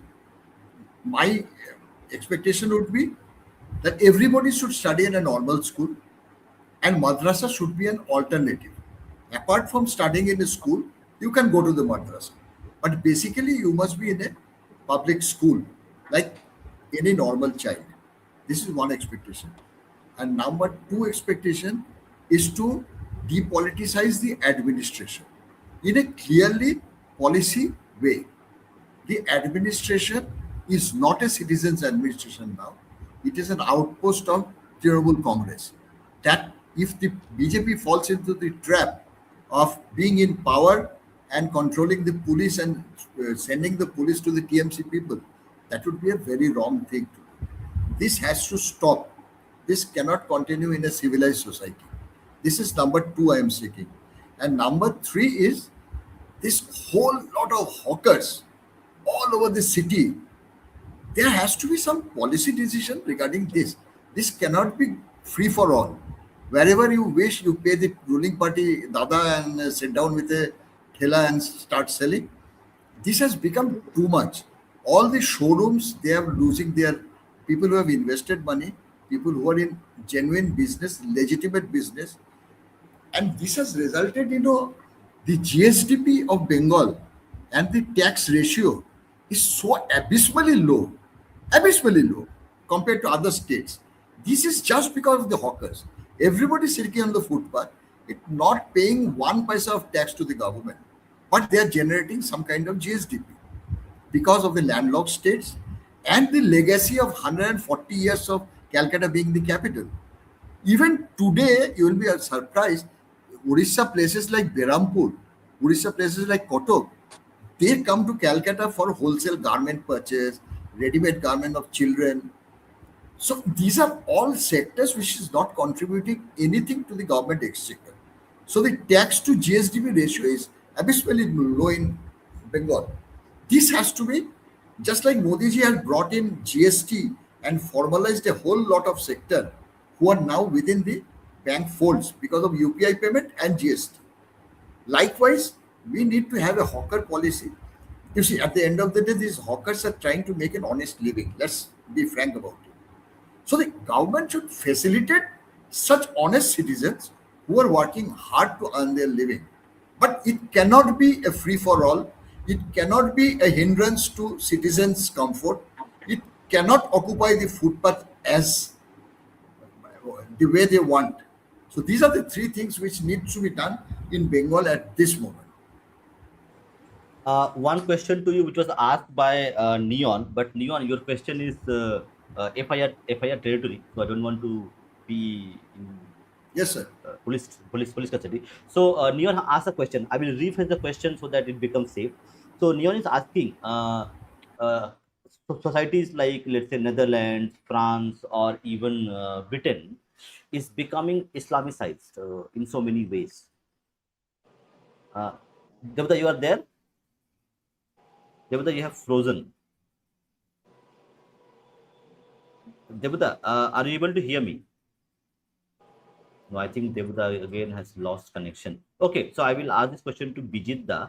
Bijeet da. Sure, sure. So Mhm. Neon has asked a question that can we use policies like UCC and other methods, constitutional methods, to actually I think Devuda has joined again.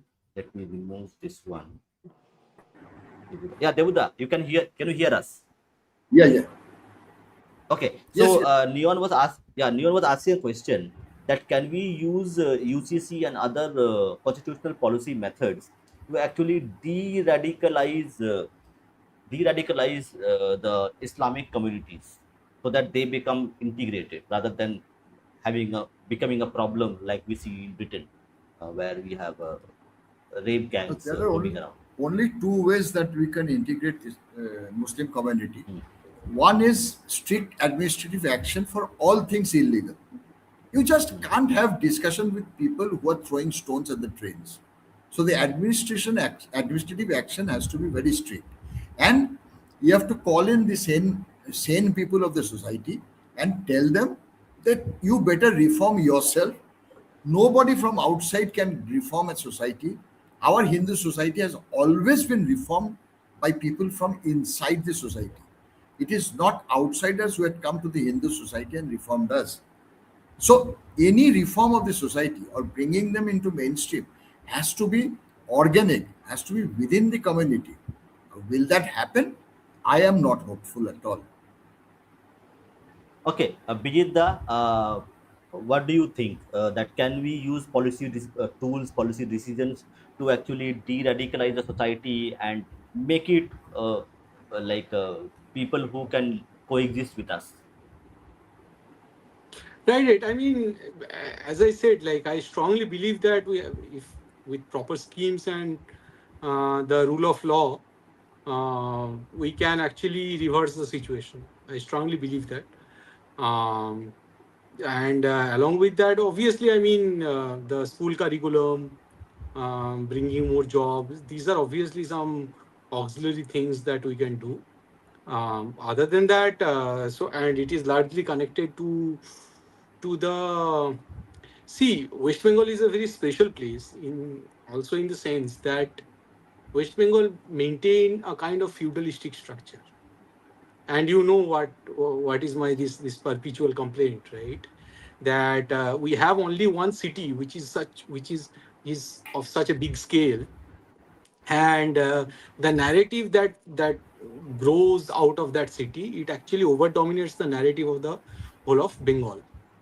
So the people from that city controls the newspaper, the news media, cinema, culture, songs, everything, right? So first of all, I mean, I really think we should focus on developing other cities like Durgapur.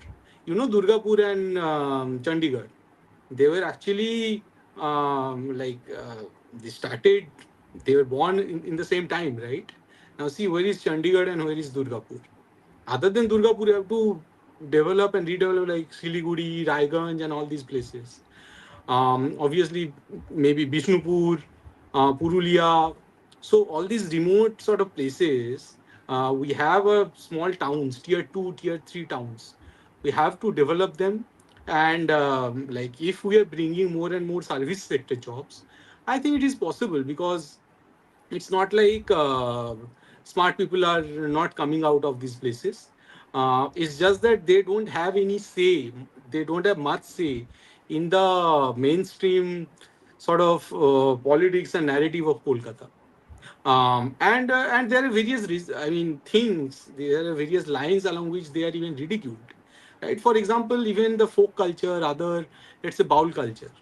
Take this example. I mean, it has not gotten that much representation. Now there are various festivities and all these things which don't get much representation in the mainstream Kolkata sort of narrative, which is borderline Marxist, secular jihadi kind of narrative, right? So I think more representation we have to give to these cities. We have to develop these cities, social and political infrastructure there, and obviously economic infrastructure there. And yeah, so bringing, like, we have to control the narrative. We have to be Hindus, Bengali Hindu have to be in control of the narrative. So recently, what I've been trying to do, along with a few people of my age, we are actually planning to file a petition where we are going to appeal that the Indian state need to acknowledge the Hindu genocide, and we have to bring the genocide reversal schemes. So all these kind of things we have to sort of make people aware of, right?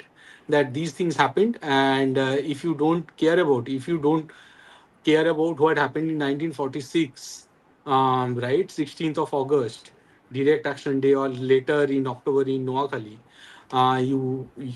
like these sort of mistakes, if you commit again, like the history will repeat, and this time it will be much more brutal than what happened in 1946 or 47. So I think, yeah, raising awareness, reversing the genocide, decolonizing the Bengal society, right? I mean, the Bengali society also got colonized by these foreign ideas like Marxism, communism, socialism, and all these kind of disease, so to say, right? We can only counter them with our traditional native narratives, like Mongol Kavya, like again another area on which I have been working. Ki the whole darshan outside the mainstream urban Calcutta, and again I'm using the word Calcutta very consciously.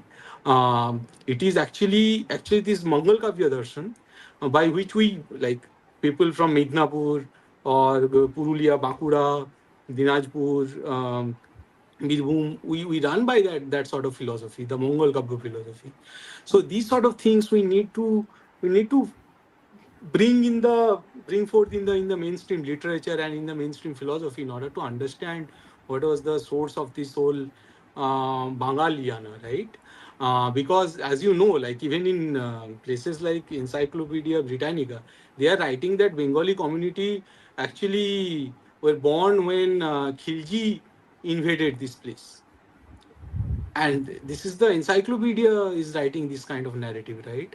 The only way we can counter this is through Charyapad, or Mongol Kabbo, and all this sort of philosophy, and by bringing forth our ancient sort of beliefs that were there, right? And there are ample literature, ample research that went on in this area in the 1950s, 60s, 70s. I know a lot of people who has worked on along this line, right? Worked on these topics of local native Bengali culture. So I would like to see more research in these areas, and more talk about these sort of darshan, culture, baulgan in the mainstream Bengali narrative. This is one way to proceed, actually, to counter the Islamization of Bengal. Okay, so uh, yeah. Mhm. one thing, the de-radicalization of the society, I would like to just add the financial aspect of it. Right. Radicalization has become very remunerative these days, if you know what I mean. Right. People who are into this radicalized business, they're getting huge money. You cannot take away a person, a poor person, from that kind of money. You see, whenever somebody is caught in a bomb blast or anything, what kind of money there's that is coming into this bank account, and what through banking channels. So that is a huge problem for de-radicalizing these people who are into this business. Money is a big motivator. All all religious things is there. And secondly, what Bijit was saying, it's all good to hear, bringing in good schemes, giving them jobs and all. But all these have not solved their problem in America. The best of educated has gone and blown away No, no, I am the not World Trade expecting Center. that. I am not expecting that uneducated peaceful will do some great service job. I am not expecting it from them at all. But No, so I'm on that line, what I'm no, Bijita, what I'm trying to say is you cannot de-radicalize this society through good education or anything. The more right? they are educated, they are becoming more sophisticated in terrorism. Agreed. That's I all. agree with this. I That's all. agree with this. You Like talking about our camp, let's say Joy Goswami, right? You see the huh. tendency of these intellectuals, Kolkata intellectuals. They don't talk that much about the Islamic radicalization within Bengal, West Bengal specifically, because they know they have a market back in Bangladesh. The moment a Sunil Gangopadhyay or a Joy Goswami or a Srijato talk about the radicalization problem in West Bengal, the Bangladeshi people will stop buying their book, their But they're literature. shit scared also. They're shit scared of the Muslim community also. which Yeah, they yeah, show off as a but I secularist. think mainly it is economy driven because the way they talk about আমি এই উৎসবে গিয়েছিলাম বইমেলায় এত ইয়ে দেখে মুগ্ধ হয়ে গেলাম আমি মানে the way they talk and the way they present their case it is very evident they are zimmi in their mind. Yes, so they are afraid and they are economic zimmi as well কি ওদের কিনে রেখে দিয়েছে সেজন্য ওদের Right. মুখটা খুলছে না. Yeah, right. Yeah, Okay, Bhupendra, any so more question? yeah. So one question, two. I'll club the question. So Boishalidi has asked this question. So let me before I let Debuda go.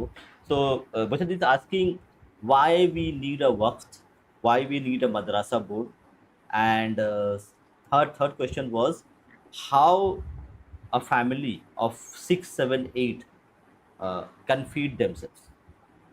Like club everything into one. Now, should I answer? Yeah. Go ahead. Go ahead. Yeah. One is the Waqf Act. You see, Hmm. Waqf is what? Whatever I am giving in the name of Allah. It's a voluntary act on the behalf of the property owner. Now, what are we seeing under Waqf Act? They are just grabbing lands and declaring this has become. So the Waqf Act is not the problem. The problem is doing whatever you like in the name of Waqf Act. So I Act can will be there. Who? I will I will just interject one part because Huh? why work is a problem. Let me explain. I'll take 1 minute. See, you had a Mughal rule, correct? So you had a Hmm. like in most parts of India, including Central India and North India, you had a Muslim rule, and at that time, a lot of land was confiscated from Hindus and taken over by the state, and that state was Muslim.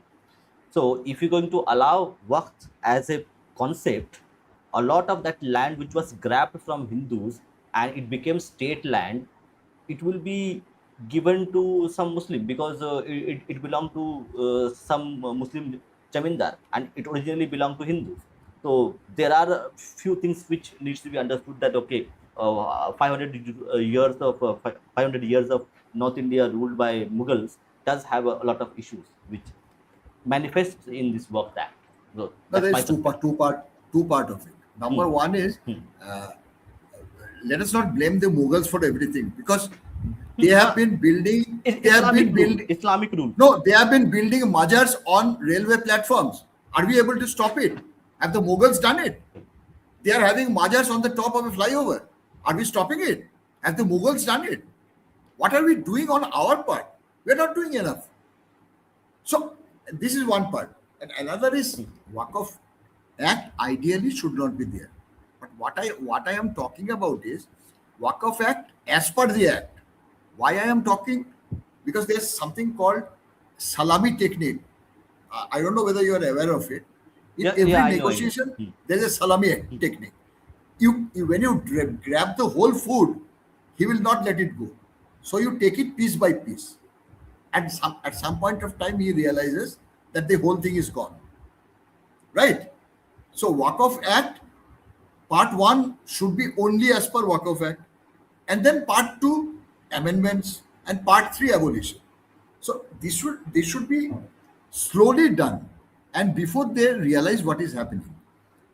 Now this madrasa thing, my idea would be you have to study in a normal school. Madrasa can be a vacational education. Say you go there during the summer vacation or winter vacation. And what I Just one question. Just huh, one thing. Why state has to fund madrasa? That's no way. It should illogical. not. It should not, especially when the Hindu schools are getting closed. There are hundreds of Hindu schools which are getting closed for paucity of funds, for paucity of students. Parents are taking their children to English medium missionary schools. So there is no point in the government funding the madrasa education and collecting this money from the Hindu population.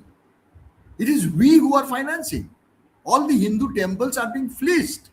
That money is going into madrasa education. You are very correct on that. There's no point of the government feeding this madrasa education, which is producing only radicals, nothing else. Because Nasiruddin Shah, Shabana Azmi, Farhan Akhtar Have they gone to madrasa? They're enjoying life.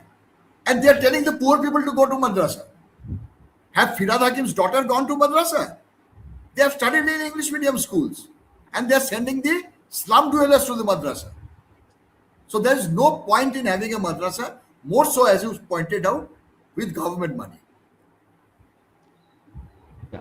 And the last part, like how a family of 10, husband, wife, and 8 kids are able to feed themselves, and who is funding their food.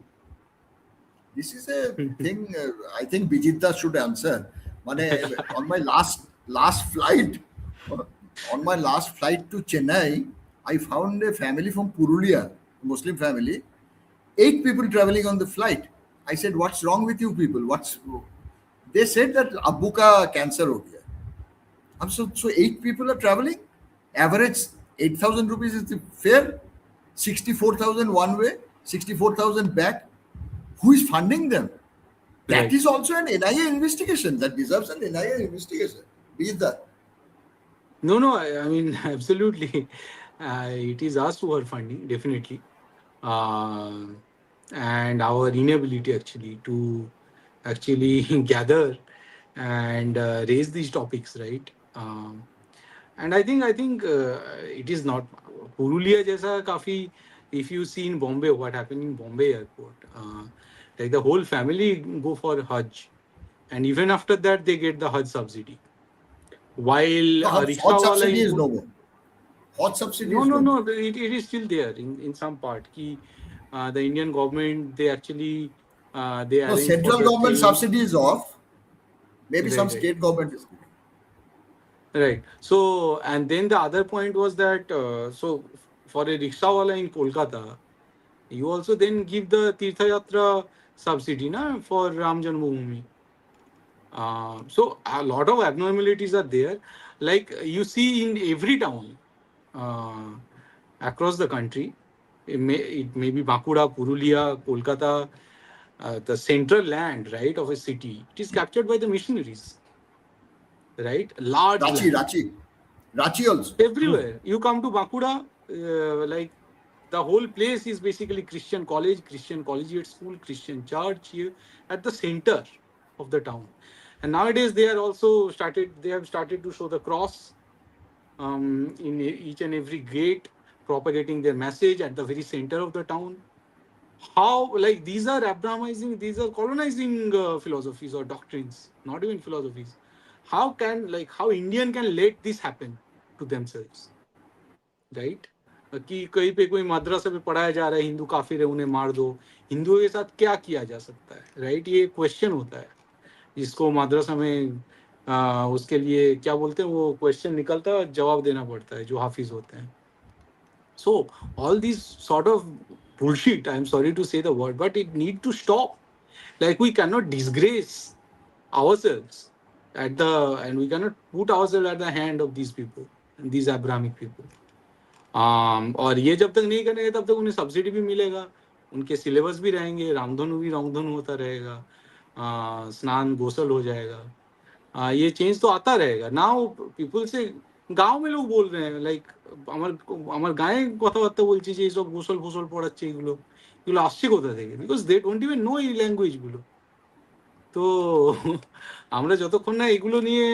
এগুলো এগুলো বরং সিলেবাসে আনা উচিত যে this sort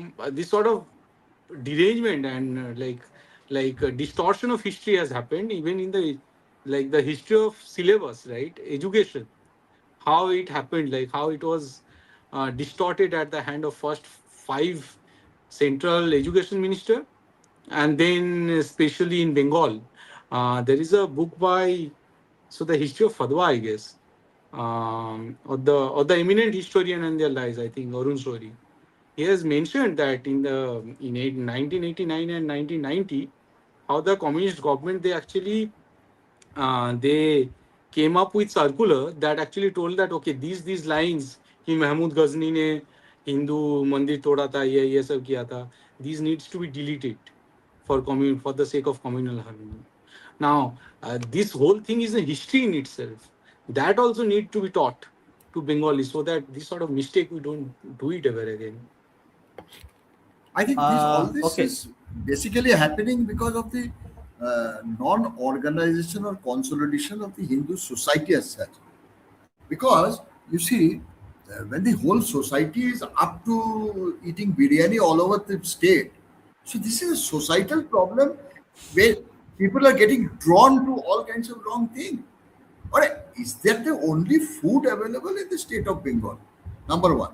And number two, people are shit scared of Muslims. Let me be very frank. There's nothing called secularism.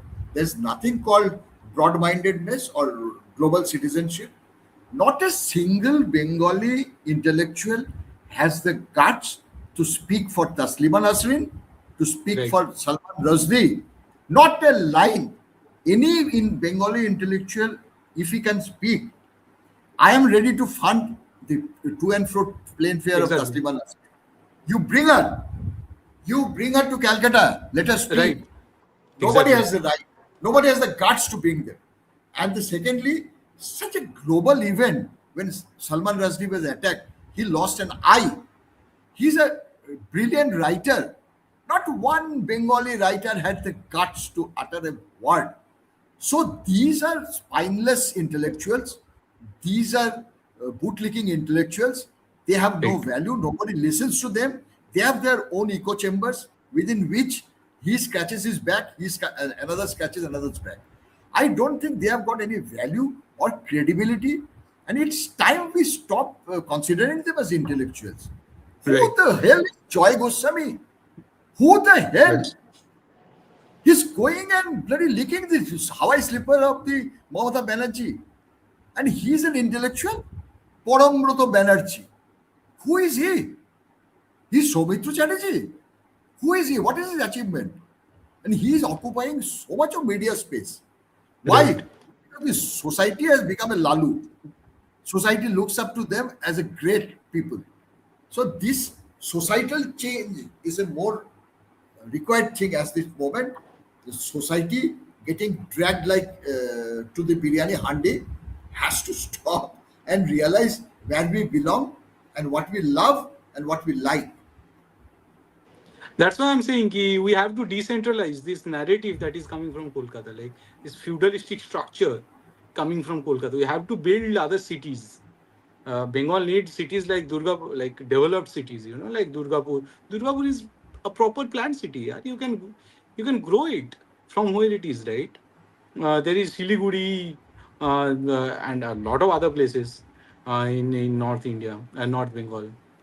তো ইনকো like আমাদের এগুলোকে যদি না বাড়ায় তাহলে অবশ্যই কলকাতা থেকে যারা আছে ওরা ক্লাব বানাবে অ্যান্ড কলকাতার cultural club the cultural clubs in Calcutta ওখান থেকে যে দুর্নীতি হয় ওগুলো তো আলাদা তদন্ত হওয়া দরকার লাইক সমস্ত যে ব্ল্যাক মানিগুলো হয় ওগুলো ক্যালকাটার ক্লাবগুলো দিয়ে সাদা করা হয় ক্যালকাটার ক্লাবকে অনুদান দেওয়া হয় দিয়ে ওরা হয়তো 5% 10% রেখে বাকি টাকাটাকে সাদা করে দেয় ক্যালকাটার ক্লাবগুলো যেগুলো থেকে এই আনন্দ চর্চা হ্যাঁ তারপরে আরো জানি না কি কি সব ওখান থেকে বেরোয় তো আর Another Yes, point, ওখানে Bhupenda, narrative which yeah, Bhupenda, yeah, yeah. another point So, with Mr. Sai Deepak when he was in Calcutta, which is very important. I don't know whether you agree to it. This narrative of Bangali Hindu, this has to stop and change to Hindus of Bengal. Because right, right. we are trying to restrict ourselves to Bangali Hindu. It is Exactly. not important that what happens to Bangali Hindu. It is very important to have what happens to the Hindus of Bengal. So this Right. small nomenclature, what we use, has. I think I am in agreement with what J. Deepak has Mhm. spoken, and his other point was this Hindutva thing. What they are trying to sell, it's a North Indian thing or Go Boloi thing. This Hindutva, Bengal is the birthplace of Hindutva. Right. That we have to establish. Much before yeah, Hindutva came to other parts of India, Hindutva was in Bengal. Right. And yeah, Devuda, I think you were off for some time when I talked about this. Ki Bengal has the potential to surpass this Gujarat, right? Ki Gujarat and Hindutva जैसे वो एक craze बनिए রেখেছে. Bengal, if we nurture it carefully, Bengal can be the epicenter and the center of Hindutva of the India and the whole world because it originated from this place. And Yes. এই বলে না যে বাংলা কখনো গুজরাট হতে পারে না, বাংলা গুজরাট হতে পারে এবং গুজরাটকে ছাপিয়ে যেতে পারে। Yes. Yes. Yeah. So thank you, Devuda. You can take a leave. Maybe we will invite you for some other program that we are planning with also Pinakida. So that will be a adda kind of thing that we are planning. So we will invite you to that program as well in Bengali, if permitting. So last words to you before we let you go, and then we will also invite the audience to come and talk to us. No, I am there. I have my own time. You can continue. আচ্ছা, Okay, fine. So like whenever you want to leave, you can leave, and then we have one audience has come. Bohiragato, are you বহিরাগত। there in the stream? नमस्कार दादा लोग. নমস্কার। Yeah. I am a Hindu from Bengal. So so yeah, many topics were discussed. तो हिंदी में बोलूँ तो चलेगा ना?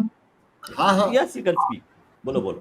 तो मैं यही कह रहा था, सबसे पहले चुनाव के विषय में बात कर लूं. मुझे लग रहा है ये वेव इलेक्शन है. जो भी जीतेगा वो 180-200 जीतेगा, ऐसा होगा.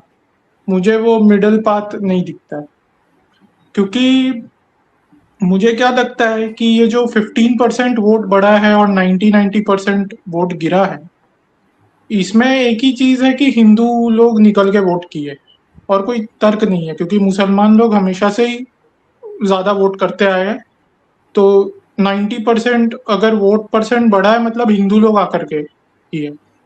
अब बात यही है कि उनके मन में क्या है. क्या ये वो हिंदुओं ने ये एक तो छापा वोटिंग हुआ है कि नहीं पता नहीं.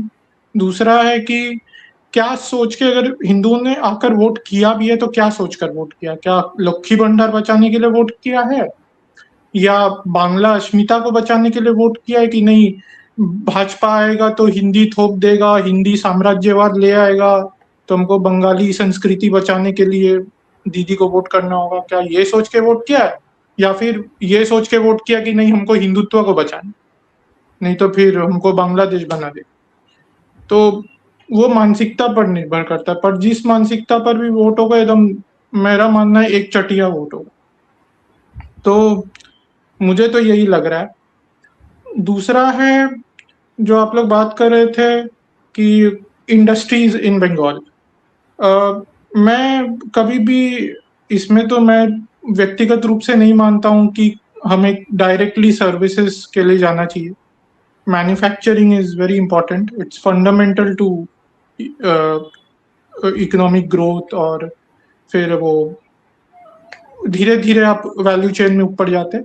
मैं बोलता हूं कि अगर इंडस्ट्रियलाइजेशन से पोल्यूशन बढ़ेगा तो आप ये सब पर कम ध्यान दीजिए. जैसे कार की फैक्ट्रीज, बाइक की फैक्ट्रीज, इन सब पर कम ध्यान दे करके जो एग्रीकल्चर से जुड़े हुए इंडस्ट्रीज है, जैसे फूड प्रोसेसिंग, जैसे टमाटर से उसका सॉस बनाना, या कॉन्ट्रैक्ट फार्मिंग को बढ़ावा दे करके कुछ हाई वैल्यू बनाना. जैसे आलू उग रहा है तो उसका चिप्स बनाना, चिप्स बना के बेचना. केला बन रहा है तो उसका चिप्स बना के बेचना. वो सब इंडस्ट्री से शुरू कर सकते. जूट मिल्स दोबारा से खड़ा करने का सोचता है. फिर धीरे धीरे we go up the value chain, और साइड ही साइड हम लोग सर्विसेज इंडस्ट्री जैसे आईटी सेक्टर को लाने की चेष्टा कर सकते हैं, क्योंकि कोलकाता में वो टैलेंट है भी. मिल जाएंगे लोग. Hospital, hotel. हाँ, वो तो है. I agree. हॉस्पिटल वगैरह में तो चाहिए भी, एंड दैट इज ग्रेट. जैसे केरला का हेल्थ केयर को बहुत अच्छा माना जाता है, दो केरला का कोई ऐसा अपना इंडस्ट्री बहुत बड़ा है नहीं. वैसे हम लोग बंगाल को भी खड़ा कर सकते. And we have a lot of educated people here. तो वो हो सकता है. तीसरा है जो रेडिकलाइजेशन का प्रॉब्लम था. पहली बात तो मुझे लगता है किसी भी आइडियोलॉजी को अगर आपको टारगेट करना है तो सबसे पहले उसके एलीट को टारगेट करो, जो उस विचारधारा को सबसे ज्यादा लोगों तक पहुंचाते हैं. अब आप समझ लीजिए मैं किस एलीट की बात कर रहा हूँ. उनकी फंडिंग को चोक करो. सबसे बड़ी बात ये जो स्टेट से इनको पेट्रोनेज मिलता है, कि माइनॉरिटी कमीशन है, माइनॉरिटी मिनिस्ट्री है, ये सब बंद करो। ये मिनिस्ट्री नहीं होने चाहिए, ये कमीशन हटाओ, इसमें एक पैसा फंड नहीं जाना चाहिए हमारा टैक्स पेयर का। बोलो ये सब बंद करो, तुम हज के लिए मदरसों मस्जिदों को एक पैसा नहीं दे सकते। ये कहीं ना कहीं हम सबको बाहर निकल के बोलना पड़ेगा कि सेक्युलर देश में आप माइनॉरिटी के नाम पे एक पैसा नहीं देंगे। खाली बंगाल लेवल पर नहीं, पर ये हमारा डिमांड नेशनल लेवल पर होना चाहिए। फिर फॉरेन फंडिंग इनका रोको, जहां से इनका फॉरेन फंडिंग आ रहा है उसको एकदम कट करो, ये एक है। फिर तीसरा है कि जो वायलेंट स्पीच दे इनके जो भी चलाते संस्थाओं को, सबको उठा उठा के डालो अंदर जेल। No compromise with law and order. ये नहीं कि अरे इतने लोग इनको मानते हैं तो इनको छोड़ दो।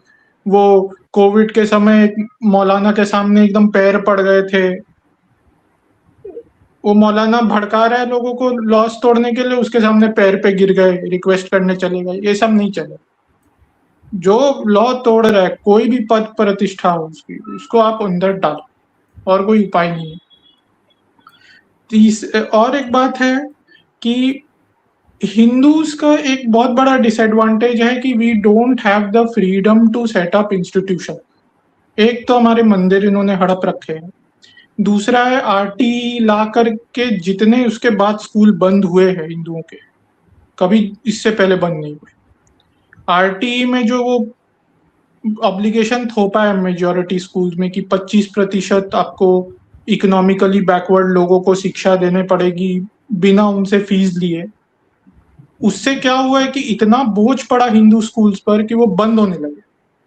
और अभी जो थोड़े बहुत हिंदू स्कूल बचे हैं वो इतना ज्यादा फीस चार्ज कर रहे हैं क्योंकि उनको चलाने के लिए जो बच्चे कुछ स्टूडेंट्स हैं उनसे फीस चार्ज करना पड़ेगा, नहीं तो फिर उनका चलेगा नहीं। तो इतना ज्यादा फीस देख करके पेरेंट्स नहीं भेजते उन स्कूलों में, वो उल्टा भेजते मिशनरी स्कूलों में, जहाँ पर एक तो उनको बाहर से फंडिंग मिलती है, गवर्नमेंट से भी माइनॉरिटी के नाम पर फंडिंग मिल जाती है, ऊपर से आरटीई का कोई ऑब्लिगेशन भी नहीं। ये सब है। फिर जो चलाने चलाने वाला तो चला रहा है, रामकृष्ण मिशन, भारत सेवा संघ, इन लोग का स्कूल तो अच्छा ही चल रहा है। हाँ, इन लोगों को ये लोग चला रहे, पर मैंने रामकृष्ण मिशन का सुना था उन्होंने माइनॉरिटी स्टेटस डिमांड किया था। कुछ भी हो, है तो हिंदू ही।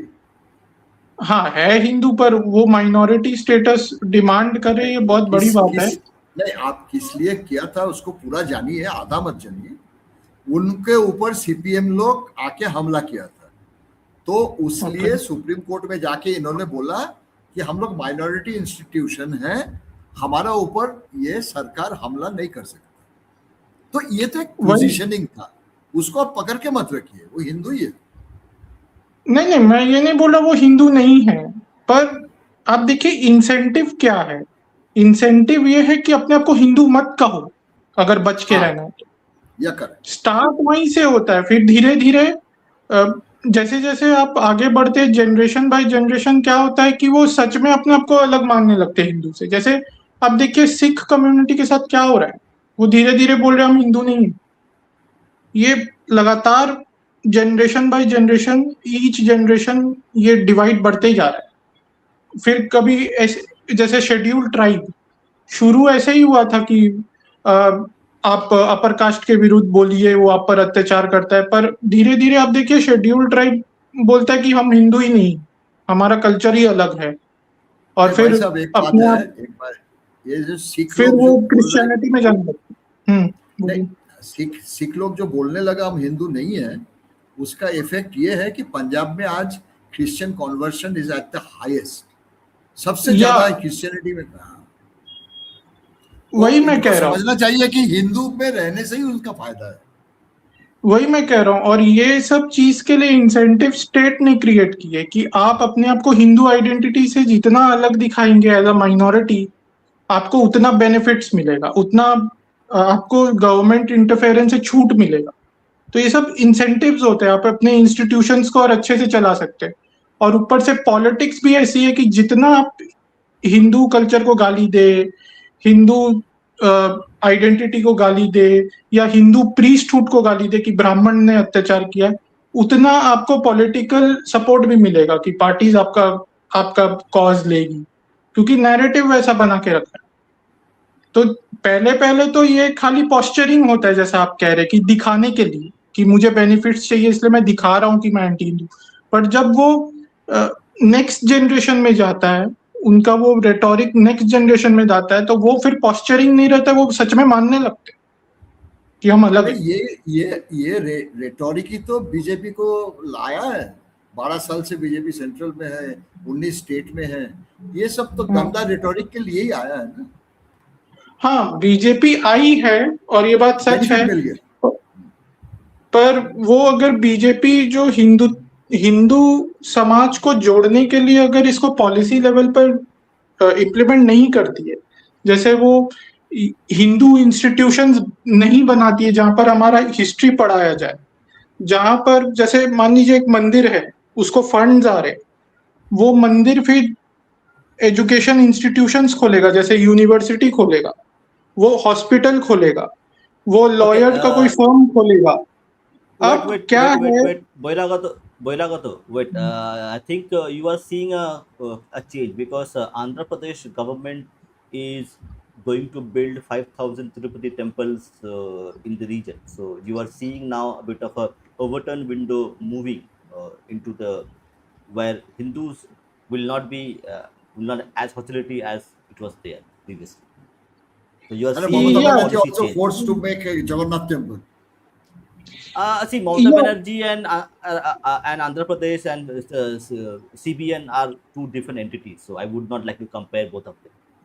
No, no, I'm talking ki there she has been forced to go there.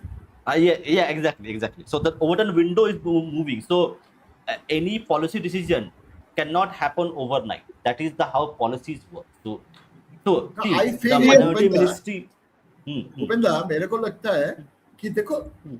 ये गवर्नमेंट का काम नहीं है मंदिर बनाना।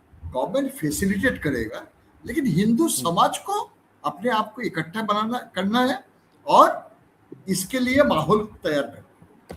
That is my feeling.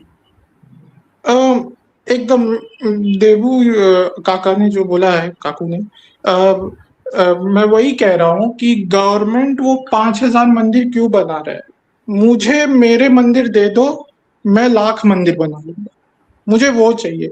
क्योंकि अभी चंद्रबाबू नायडू का गवर्नमेंट है आंध्रा में, जो Wait, फेवरेबल है टू हिंदूज, तो वो बना देगा। Hold on, Boiragato. You can't find five people who would stand in the road and ask for the temple to be free. तो Right उसके now, लिए if you ask, wait. It is Hindu society's problem that you have to understand. You cannot find five people who stand on the street and ask that I want my temples back. Not even five पर Hindus कहीं से तो will बात do it शुरू for you. करनी पड़ेगी ना, हम बात तो बंद नहीं No, कर no, सकते। हम I'm बात not तो saying बंद नहीं that. कर सकते। आप मुझे No, पहले no. मेरी बात पूरी Hmm, कर लेनी दीजिए। hmm, मुझे hmm, बारी hmm. बात, हम लोग पहले ही सोसाइटी पर पहुंच जाते हैं। ठीक है, सोसाइटी का इश्यूज है, इसमें अवेयरनेस क्रिएट करना है। मैं बता रहा हूँ करना क्या है, उसके बाद अवेयरनेस Hmm. क्रिएट करना एक अलग डिस्कशन। मैं कह रहा हूँ कि ये गवर्नमेंट है तो वो 5,000 मंदिर बना रही है। अब सत्ता तो कभी भी परिवर्तित हो सकती है, दूसरा गवर्नमेंट आएगा तो वो 5,000 मंदिर आप ही के अगेंस्ट यूज होंगे। वही मैं बता रहा हूँ, वो इंस्टीट्यूशन पर कंट्रोल किसका है, दैट्स द मेन पॉइंट। वही, और वही मैं बोल रहा हूँ कि हिंदू सोसाइटी को स्टेट से इंडिपेंडेंट होना पड़ेगा कि कोई भी गवर्नेंस में रहे, हमारा सिविलाइजेशन चलता रहे, हमारी हमारा जो समाज है वो आगे बढ़ता रहे, ऐसा सिचुएशन में अपने आप को लाना है हमें।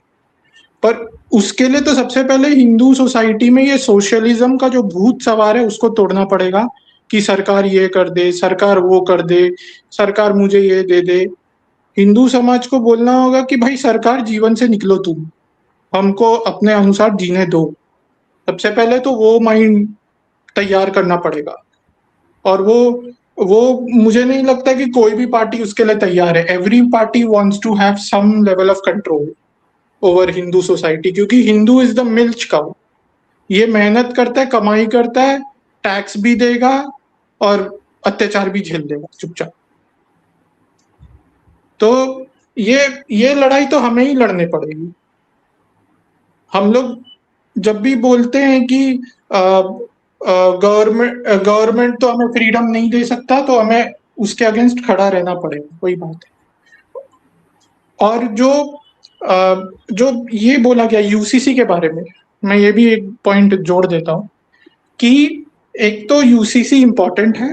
उसका कारण देखिए ये है कि क्यों मुस्लिम्स अपने पॉपुलेशन को बढ़ा पाते हैं, उसमें बहुत बड़ा कारण है कि मुस्लिम विमेन को वो फ्रीडम और एम्पावरमेंट नहीं दिया गया है जो हिंदू विमेन के लिए किया गया है। तो सबसे पहले तो चार शादी इसीलिए हटाना चाहिए कि मुस्लिम विमेन खुद को एम्पावर्ड महसूस करे। सबसे पहली बात, वो साइकी में चेंज आता है। दूसरा है कि अगर आप चार शादी करने देते हो मुस्लिम पुरुष को, तो क्या होता है कि एक पुरुष चार महिला से शादी किया तो तीन पुरुष अविवाहित रह गए। वो तीन पुरुष कहाँ जाएगा? वो क्राइम करेगा, वो हिंदू लड़कियों का पीछा करेगा, ठीक है। तो ये सब भी बहुत होता है, तो इसीलिए भी बहुत जरूरी है कि ये पॉलीगैमी तो खत्म हो, इसमें कोई डाउट नहीं है। दूसरा है कि मुस्लिम वुमेन को जब प्रॉपर्टी राइट्स मिलेगा, जब राइट्स मिलेगा कि वो मेंटेनेंस मांग सकती है और ये सब, तो वो आप देखेंगे कि पहले पहले तो मुस्लिम वुमेन का भी ब्रेन वॉशिंग हुआ है, पर धीरे धीरे कुछ महिला अपने अधिकार मांगना शुरू करेगी और धीरे धीरे वो समाज में फैलता जाएगा। क्यों? ज्यादा से ज्यादा अधिकार मांगना शुरू करेगी, वो बोलेगी मैं इतने बच्चे पैदा नहीं कर सकती, मुझे एजुकेट करना है, अपनी बेटियों को एजुकेट करना है, वो मैं चाहती हूँ उसका करियर हो, वो खाली बच्चा पैदा करते रह जाए 10-10 में नहीं चाहती। वो धीरे धीरे चेंज आता है, पर वो आपको मुस्लिम सोसाइटी को मॉडर्नाइज करना होगा और कहीं ना Actually, कहीं जो I don't इनका जो I don't मुल्ला agree with. कैप्चर है, इनका जो As मुल्ला okay, कैप्चर है वो तोड़ना Okay. पड़ेगा। Okay. Okay. We are out of time. नहीं, So एक छोटा last একটা words. ছোট हाँ. भूपेंद्र, बोलो बोलो बोलो बोलो. regarding empowering of the women, Modi government had taken away the Teen Talak bill and thinking that the women empowerment is happening. And within 1 year, this whole women community in a burqa sat for the Shabag or whatever, that blockade against CA. So these people will never be divided. When they have to oppose the government, when they have to oppose the Hindu society, they are always united. Empowerment से कोई मतलब ही नहीं है. हाँ बोलो. Okay. Yeah. So okay. So we are out of time. I have to go to office tomorrow. Okay. Unfortunately. Yeah. Okay. So yeah. So last words to all of you, starting with Bijita, and then yeah, Bijita. No, so I think let's see. I mean, the result will be out on 4th. Hmm. And then we'll get to know. I mean, all these things we are discussing, maybe they are not, we are thinking ahead, right? Fourth, fourth को फिर I think we should reconvene and then discuss these things again. Maybe again we'll be, Yeah. if the history Fourth repeats, is fourth is Monday. Monday, right? I'm not sure. Yeah, I'm not sure. Maybe I'll go home. I can go. I may go home, but if I'm here, we should all reconvene and then discuss it again. Take it from here. We'll have Debuda and Pinakida also there. Yes, yes, please, I please. wish Bijita is at home with his aloo posto in Bakula. Yes, yes. Okay. No, Okay. So Debuda. fourth is definitely going to be good news in the sense all the exit polls that are coming in, barring one, all are giving BJP a victory. The margin and all, as far as Bengal elections are concerned, what we have seen two changes in my lifetime. One is 1977, the another is 2011. In both the changes, the victorious side had a landslide victory. Bengal voters don't stand midway. That's my feeling. So if BJP is winning, it is winning with 190 to 200 seats, or else BJP is losing, remaining Right. within 100. That is my estimate. And maybe if BJP is winning with अच्छा, এটা 200 পুরো seats, থাকছে দেখা যাচ্ছে। if BJP is winning with 200 seats, maybe CPM might crawl in as a second party. and TMC totally washed out. Okay, Bohiragato, last word to you. Yeah. Yes, Um, yes. I mean, she was indeed eating aloo posta actually. so my last words is that uh, we should keep trying. जहाँ तक reform का सवाल है Muslim society का, give them the options to reform. आप legally implement कर दीजिए हर चीज को on paper, and then we can think about how to implement it in the society. As far as Bengal elections are concerned, this is a do or die in my view, and I think it is going to be a one-way election. It's not going to be a very close election. It is going to be one way, 180, 200 kind of election. Whichever party is going to win is going to win handsomely. Totally agree with you. So thank you everybody. Thank you Boiragato. Thank you Debuda. Thank you Bijitda. All for your time. So we'll see you very soon on 4th of Yes. May or maybe sooner. So Jai Shri Ram, Vande Mataram. Jai Sri Ram, Bande Mataram. Just Jai Shri Ram, Vande